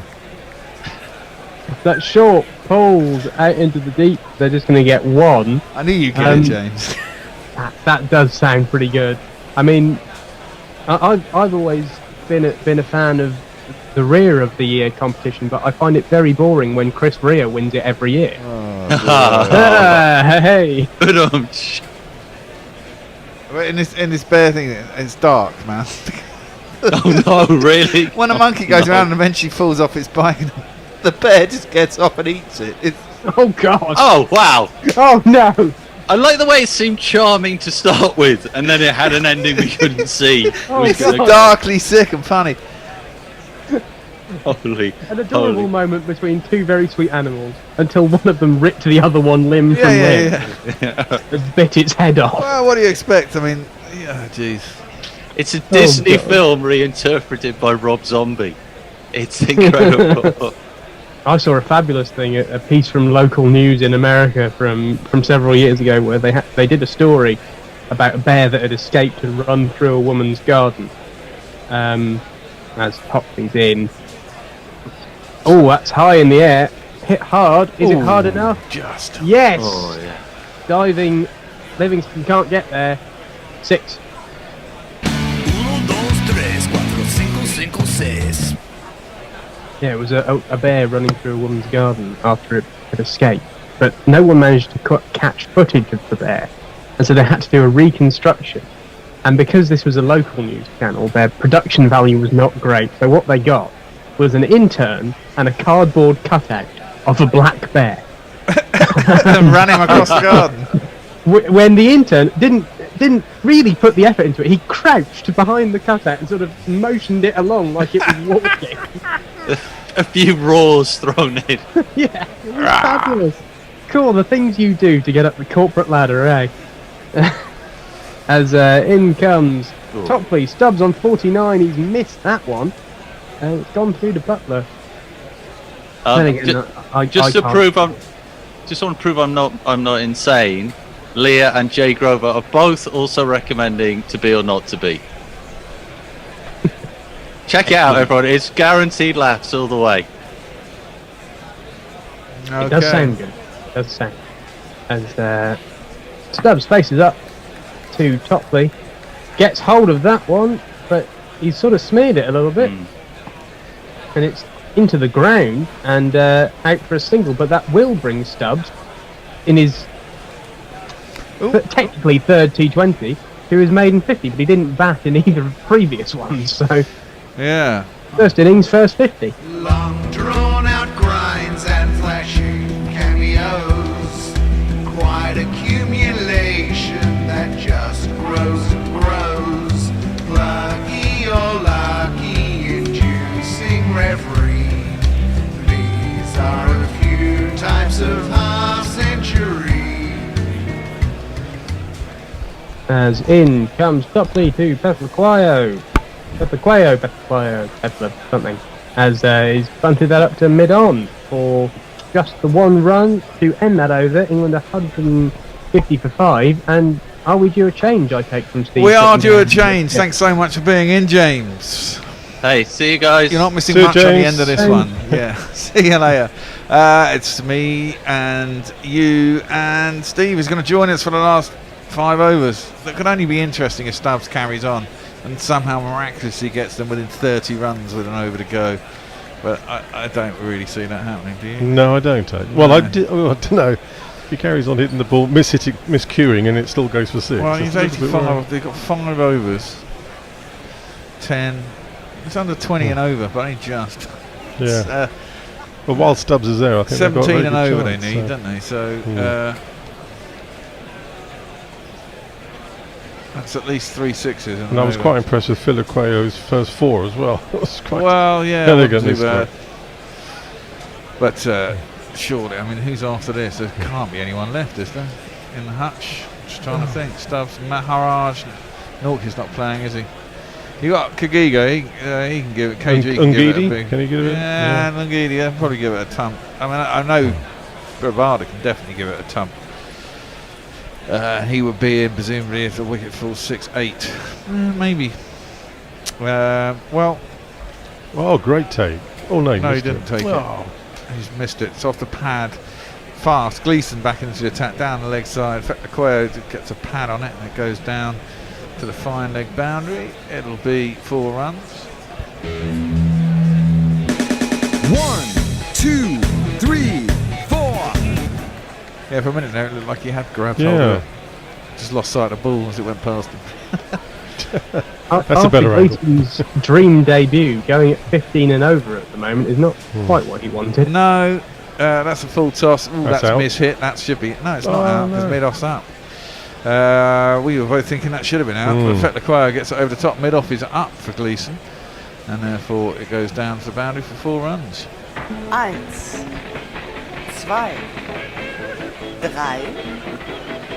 2, 3, 4. 4. Short boundaries. And that's what you get. Oh, did anyone enter the GPL today, by the way? Have a quick look. Don't know. I don't know. I forgot to even mention it before we went on there. No one entered it. That'd be because we forgot to enter. That'll be because we forgot. Yeah, it's because we forgot to talk about it.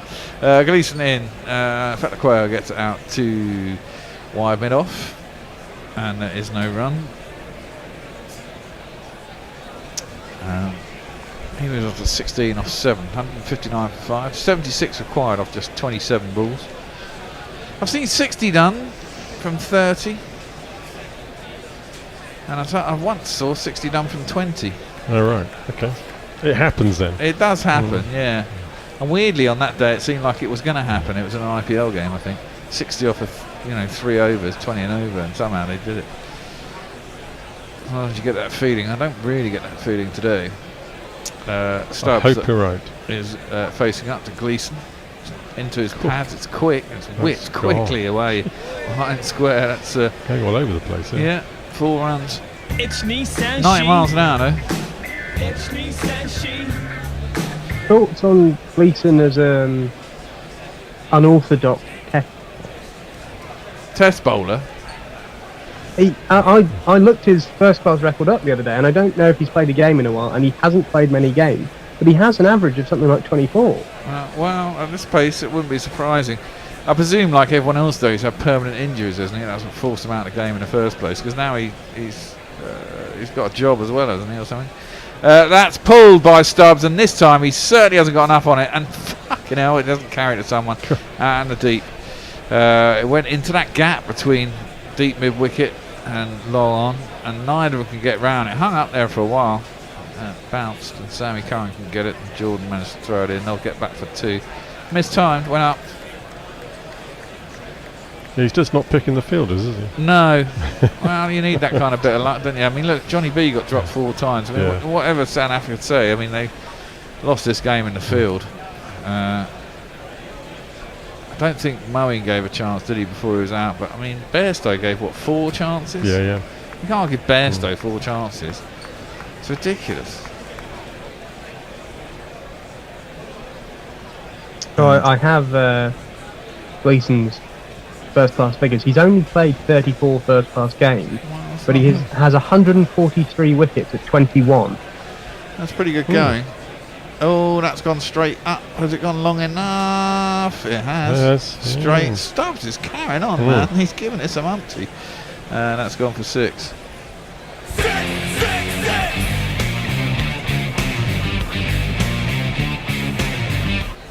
Let's catch up to some tweets, I think. Armchair Cricket podcast. He may have gone for a 4 and a 6, but Adil has done the job by dismissing David Miller and dismissing one of the hitters.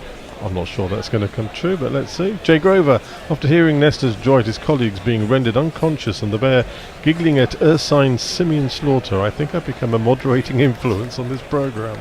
The world's gone mad. Andy talks about TVs and TV licenses. Leia chips in, recommend me being on Armchair Cricket Pod 3 times more than the Hoff Bear instead of watching To Be or Not To Be. Okay. Okay. Sounds like something to do. Tristan McDonald, I raise your device to access the internet, e.g. laptop or phone. That's to Andy. Amog, pretty sure South Africa will piss this victory in then. Well, Farong, I hope you're getting ready to take those clothes off and cycle around. I can see the sweat on his brow already. And your rickshaw. Dakar. Sammy Curran's going to come back into the attack. What can he do from this onslaught? It's a dirty looking timeline, isn't it? 4-1-6-1-1-4-4-1-4-2-6. Probably not. It seems there's more boundaries than there were. Is that in 12 balls, though, I suppose? I think so, just the one dot. What's that? 4, 4, 16, 12, 28. It's not enough, actually, off 12 balls, is it? Well, it's keeping England interested, isn't it? If they do, I say 32 or so 12 64 balls. of 4, so they're down to, 16 and over? Yeah, but if they get the same amount off the next 12 balls, they still need 32 off the last over, which is a shout, I suppose. Yeah. Theoretically, Fetlaquayo's in good ball. attempted Yorker by Sam Curran, falling in at the pads, and Fetlaquayo can do nothing with it. Just jabs it out the offside, and Sam Curran fields off his own bowling. Really needs to get Stubbs on strike, you'd think, if they're going to do anything here, but that was actually a very, very good Yorker. Right in the block hole, right underneath the bat. Well played by Fetlaquayo. Kept it out. I was rather hoping that that dismissal of Miller might have opened up one end, but Fetlaquayo's playing well. Well, yeah. And Poe loves him. Sam Curran in, and that's hit back down the ground, not with a lot of timing. Jordan's down it. Long off. He'll field it. This will be the fun bit. Curran to Stubbs. Well, yeah. Who's got overs left, by the way? I presume. Gleason's got one, I think. Jordan's got one. Ali's got one, I think. Rashid must have one as well. Let's grab a scorecard. Livingston's got 4. Yeah. Let's have a look at the full scorecard over here. Who's got bowling left? This is Curran's last. Topley's battled out. Gleason's got 1. Jordan's got 2. Adil-Rashid's got 2. And Manani's got 2. So we've used 6 bowlers. So we've got plenty of choices. That's on the leg side, and that's been heaved. You can't bowl there, and it's gone way back into the stands for another 6. The number of the day really hops and kicks. The number of the day is 666. Well, it's got to be Jordan. It's got to be it's got to be Jordan and Gleason to bowl out. Because there's only 2 overs left after this, isn't there?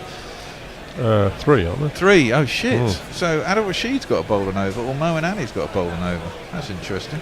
That's in row Z, that one. Look at that. Yeah, it really Has is. it gone isn't out the ground? Don't want to bowl on his pads. No. If anything, you want to bowl across him. Wide Yorkers. Let him try and drag it across an air. Hasn't shown a lot on the offside, has he, really? To be honest, everything has been hauled into the leg side. Well, he did out a lovely 6. Well, he's facing up to Sammy Curran or slow ball. No one's tried a slow ball that, haven't they? Slow ball bouncer. See where that goes? Ooh. Well, that would have been a wide, but somehow Stubbs managed to get the toe end of a bat on it. Thank you, Stubbs. Thank you very much, Stubbs. And that is going to be just the one run, which at this point is priceless to England. 56 required off 20, nearly 3 a ball. Sam Curran is not fabulous at this, is he? No. I think on such an onslaught it's quite difficult, isn't it? 69 of 24 is some hitting. Very, very good hitting, in fact. I mean, it's not quite up with the rate required, but nearly. Well, around about there, actually. And Felaquera 17 off 9. He is with the rate. So. No, he's under 2 a ball, isn't he? He needs 3 a ball to be out with a rate, pretty much. As that one's slogged down to wide long on Jason Roy Fields. Well, it just goes to prove that the boundaries here are short, and there's a lot of runs out there. You know, even though South Africa lost 2 early wickets, and one of them, Quinton de Kock, you really want and think, hopefully, was one of their one of their aces in the hole. Exactly. Anyway, this boy's proven himself to be the ace at the moment, hasn't he? Yeah, it certainly has. Well, the South African team has many holes in which to be based. Well, one could say. Stubbs facing up, Curran is in, good ball. And that's a good ball, jabbed in. Full and outside is off stump. You can only jab it down to one of the 2 short third men. You could even say it's a team full of ace holes. Oh, well, you could do. No, I love the South African team. I think they're fabulous. I like beating them. Ulfo will have you for that one. There's something I like about most teams, but it's fun beating some more than others. I do like I generally do think that England and South Africa have some fantastic test series there. They're always good up and down. They're always brilliant to play Test cricket against, especially in South Africa. It's a great place to play Test cricket. Yeah. Especially because we always win there. Yeah, and they always win over here. They always win over here, exactly. It's always a bit depressing, that side of it. It's good to win over there and then get beaten at home. They're going to run into a wall of Bazball if they're not careful. Well, it'll be interesting, isn't it? I mean, when we spoke to Mpo in the podcast before this series, it was like they'll play the test matches like really slowly because that's the way they do it. It's going to be a complete opposite. It'll be interesting to see how they collide. You want to give us a tweet if you can get one? Yeah, Mayank, South Africa have been ahead of England scoring every over the last 7 to 8 overs, which is insanity. Tim Dale Lace, I told you to watch out for Tristan Stubbs in comms during the rain-affected ODI. Well, yeah, he's 70 off 25. He's tried to hoik that one, and instead he gets an under edge, goes out square on the leg side. Let's complete some more tweets. Butler chased it down for single, go for it. Armchair Cricket Podcast. Gleeson gets a dose of that bitter medicine we all hate, but will need to take some time or other. Reality. Mike Andrews, he's brilliant, Tim.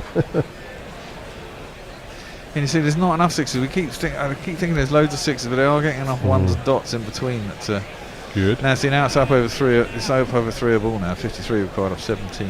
Farong has replied, by the way. Sack the captain if they, England, lose. Was just looking at the remaining bowlers. We'll wait until the GC shower curtain modified as canopy to arrive. Yeah. To hide your modesty, huh, Farron? I still don't think it's going to happen, but it's possible from here. 53 required of 17 deliveries. That's a really good ball by Jordan. Right in the block hole. Isn't it a transparent shower curtain? No, it's kind of opaque white. I presume you can get it clear. Well, get him the clear one. Send him the clear one. We don't get a choice, unfortunately. He gets to choose. He'll only have the Gorilla Cricket logo and nothing else. Well, No, we do have a choice because we sell the stuff. Well, I suppose Redbubble prints it and sells it. you get to choose Send them an yourself. email and tell them. Tell them. Then you have to send clear ones out, especially to Bangladesh. That's full and not quite in the block hole, but subs can't get underneath it. Instead, just hoiks it out to deep mid wicket. Good throw back in. It'll be a single. Mayank suggesting that SA have batted better than England. Why? Because England only got their total from so many drop catches, whereas SA haven't given us many chances. Yeah, but you know what, Farong? In the scorebook, it's going to say that It's England Mayank. won. And Mayank, sorry, Mayank. And it's going to just say that we won. And therefore, to say something like that is not logical. As Quayle tries to guide it down, the third man misses it completely, and it goes through to Butler, and there's no run. This is a good over for Jordan. Yeah. Oh, it's been 2 runs off Come it so on, far. 2 more balls. I will say to Mayank, we can't even be accused of hypocrisy here because as England fans, we have a long history of saying drop catches are our fault and they lost us matches, and we've lost fairly because we dropped the bloody catches. So exactly, you know, it's not our fault. That's a much better timeline, isn't it? Yeah. Well, attempt to reverse scoop by Fetler Quayle, doesn't get anything on it, and it goes through to the keeper. This over has gone 1-1-1. ... That was a really good over in the 18th. Can't say fairer than that, can you? It's another good Yorker, that one. Indeed. In the block hole. Fetler Quayle can't believe it. This is where you have to be a little bit calm. You've got to swing it out the park, really, no? Well bowled. Misses that last one. Goes through the keeper and there's no run. And suddenly in that over, the run rate has gone from somewhere under 3 a ball to nearly 4 a ball. Over 4 a ball. No? Over 4 a ball, yeah. Jay Grover says, a wall of baseball, ? That is either a circle of hell, a gay porn film, or both. Follows up with, or a very dodgy 70s concept album. Well, yes. It's the circle of hell in which you are forced to watch the gay porn film. Unless that's your bag, in which case you're forced to watch its accompanying straight porn film. So who gets this over then? Because the spinner, Adil Rashid's got a Gleeson, bowled I over. think. Gleeson's going to get, so they're going to let Adil Rashid bowl the last over, presumably. That if it's more over than 36. if it's over more than 36, just don't bowl a no ball, yeah. Or several. See, this is where we've really taken off, isn't it? After 18 overs, we were 218 for 4. And only 3 overs ago, they were pretty much up with us. And it's a game, you know, to a certain degree, big scores are done in the finishing, aren't they? What you get from overs 14, 15 up to 20. So it really counts. So you get the big scores. Well, Mr. Stubbs is still there. Well, he is, 72 off 27. Nice symmetry. 184 for 5. And he's trying to smash that one down. I think he's got enough on that. No, he's down the good throat. catch. Finally, it comes to an end. Jason Roy, Well done, Jason. one chance too many. England didn't drop it. I don't think we've dropped a catch, have No, we? we haven't. Oh no, I guess actually Butler dropped Butler one. missed one, yeah. So came through to him really quickly off Gleeson early on. Other than that, England have held their catches, and that may well be the difference. But catches win matches, isn't it? And that's a damn cliche.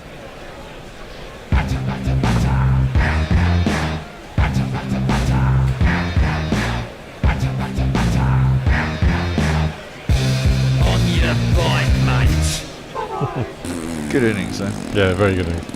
Just thought you were about to play the damn cliche jingle there. Yeah. Not that we have one, but... Yeah. Okay, let's catch up with tweets. Jay Grover carrying on with, I'm looking into postage cost to Bangladesh. I think that if the only 2 guerrilla cricket shower curtains in existence were in South Yorkshire and Bangladesh, it would only foster relations between our 2 great nations. Well, there you go. See? Well said. Foster relations with guerrilla cricket shower curtains.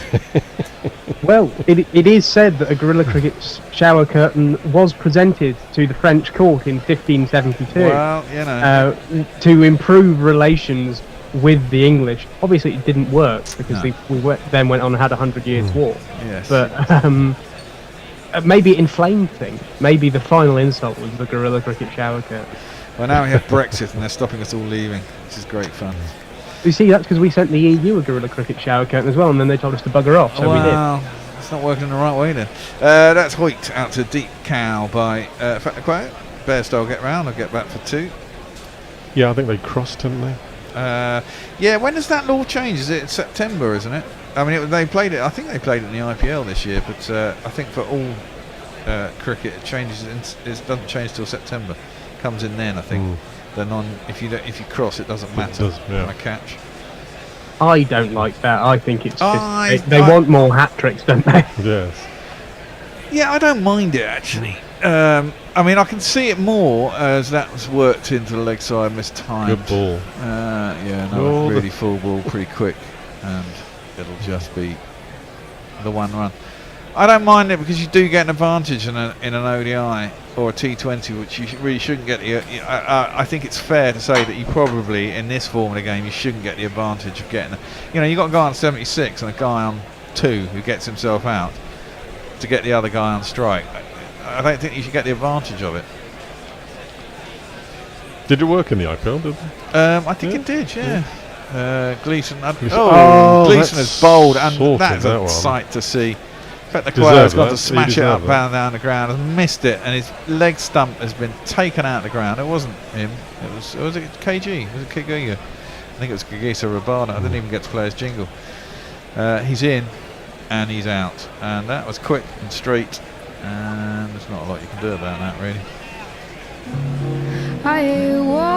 Held the pose though. It's a beautiful, nice pose. It would have looked good with the 6. But with leg stump going the other way for 6, not ideal. No, indeed. Oh well, thank you, Kagasa. I thought he'd taken the stump in half there. I thought he'd broken it. Yeah. Well, it's all falling apart, and that's what happens. You got to chase the score down at some point. It was always looking highly unlikely. Maharan? I guess Stubbs was the man who gave them an inkling that it might be possible, but it was too far for that. 6 a ball from here. Yeah. This is where you get to declare, isn't it? I was talking about this a while ago, wasn't I? There's a bowler there from South Africa. Started out bowling pace, but he made the switch. I wonder why, but he's known as Keshav. And he bunts his first ball up to long off, and there's no one. At 6 over, you should be able to resign. Or at a point where it gets just even a fraction over 6. Or maybe, if we've got to a point where we, in this sort of situation, and there are people at the crease who potentially have never hit a 6 in a first-class career. Precisely.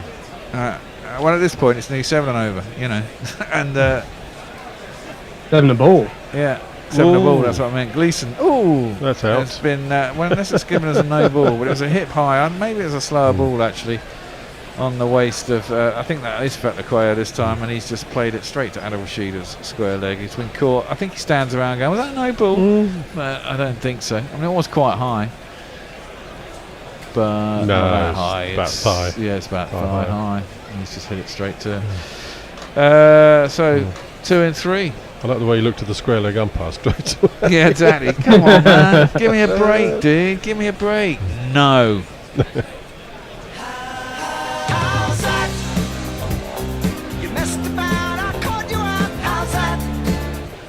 Who's left? That means there's Chamsy.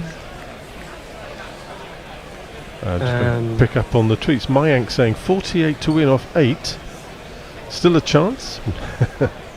Chamsy and Ngidi. Yes, of course. So who'll be in next? He'll be in Ngidi, won't it? Shamsy's totally. Well, actually, someone said that Shamsy can hit a ball. Leia suggesting, the French should clone Emperor Napoleon Ier and get him to conquer the UK with modern Leclerc tanks just to F with the Tories. Well, I think the Tories are doing a fair old job of themselves. And Mog says, who the hell is this Gleeson guy? Well, he's quick. I think he's had a back injury. I think he gave up cricket. Oh dear, that's a full toss. But not particularly well hit. I think it is Shamsy in. No, it wasn't. That's Ngidi. It is Ngidi. We'll give him a jingle. Domination is the name of the game. In cricket or life, they're both just the same. So go get the guy who can turn the day. Let's play play. Lucky and Edie. Are you down? Jordan is in to his pads and he works it out the leg side. And there is a single. Not enough. We only need 4, 10-a-ball, 11-a-ball. Adrian Lowe says, thanks, champs. Great job again. Always entertaining and enjoyable. Our pleasure. Armchair Cricket Podcast single-handedly brought SA back into contention in a high-scoring game through some stupendous shots at a strike rate of 250 plus. Not a bad outing as a lad who's batting for his country for the first time, eh? Whisper it cautiously. Stubbs may be special. Well, yeah, one game is one game, and let's see what he does over time. One swallow does not make a spring. Is that summer? Summer, yeah.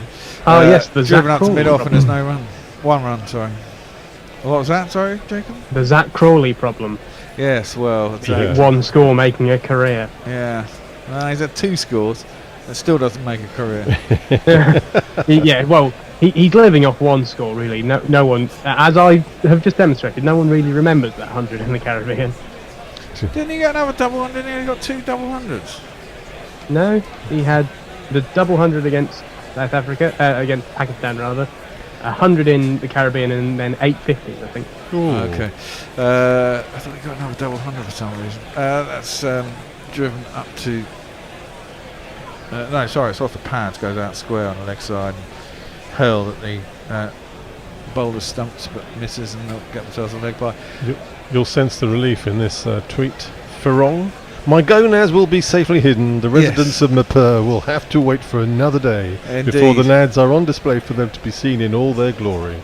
Yeah, it was looking a bit dodgy for a while there, Farong, but you were correct in calling it. Just had to have a little bit of tension, you know. Slower ball At outside the off someone's stump. Maharaj gives himself some room to give it a swing. Ain't going to require it. They require 43 from 1 ball. It's a lot of no balls that are hit for 6. Morgas, did you get a jingle for Stubbs yet? Yes. No, good. Jeff was in there before we got to the end of the game. In fact, by the 10th over of the second innings, we had a Stubbs jingle. I've played it already, and it's based on Substitute, which I quite like. Yes. By The Who. Substitute. Yeah. Stubbs. Very good. Substitute. Yeah. It's a good little jingle. Last ball of the game is arrowed in at middle stump, hoiked into the leg side with no time by Maharaj. They'll jog through for a single. That is that. England win by 41 runs. A good game. A good game. Winner was always likely. A little bit of excitement in the second innings there when Stubbs was smashing it around the park. But it always seemed like a bridge too far, really. And they didn't even make 200, which they thought. And they didn't make 200. Rather like we didn't make 250, which we thought yeah. at one point. So. And at one time, you know, we lost both wickets right at the end. I have to say that South Africa fielded pretty poorly. They dropped Johnny Bairstow 4 times on his way to, 90 odd not out? 90. Was it not out or was he out in the end? He was 90 out. Yeah, that's right. Off the penultimate ball, wasn't he? But England just posted too much. Any last words? Any last tweets? Armchair Cricket Podcast says, well, he snarled right back at reality with 3 wicket last over. And Leia says, did you get the Stingray clips? And Farong says, 3 a.m. here. Thanks all. Cheers. Cheers to everybody. Cheers to everyone. Stingray clips, and I haven't seen them. I can look in the email, but I will do that after we are on air. We're back on air tomorrow. I thought this was Wednesday and Friday. I didn't realise it was a double header back to back, Wednesday and Thursday. So we're actually back on air tomorrow night, and we'll be back on air at 6:20. Thanks for all being along. Are you on, Jacob? Are you on, Steve? I'm not. I'm on tomorrow. Okay. Well, I'll see you then. I won't see you then. Okay. I think Max is joining me in the studio. It's been a while since I've seen Max. And it'd be nice to see you all again. Thanks everyone. Good fun tonight. Until then, we shall say toodaloo. Toodaloo. See you tomorrow. Bye. Guerrilla crickets. Whoa. Guerrilla crickets. Whoa. Guerrilla. Take guard, man the barricades, patrol the cover boundary. At last the time has come. This is a cricketing emergency. Hear the last call to arms for every cricket revolutionary. Take up your bats and stumps for the test match insurgency. At first they tried to silence us, but we would not be silenced. They threatened us with lies, so we threatened them with violence. Che Guevara, Sangakkara, Joseph Stalin, Douglas Jardine, Robespierre, Darrell Hare, Vladimir Lenin, O'Brien Kevin, guerrilla cricket. It's not about the winning, it's about how many rules you break. Even in cricket commentary, this is the best advice to take.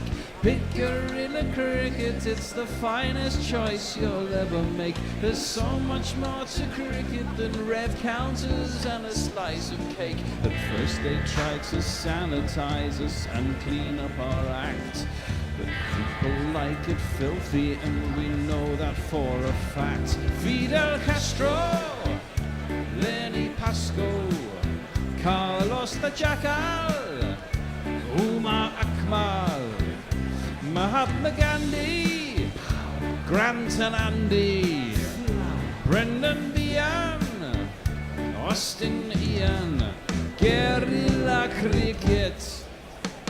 Stick with us, cause you know we're not the kind of thing that you see on the TV and the radio. So vive la revolution. First they tried to buy us, but we would not be bought. Okay, we were, but then we ran away, and we will not be caught. Would not give up the ghost when they left us all for dead.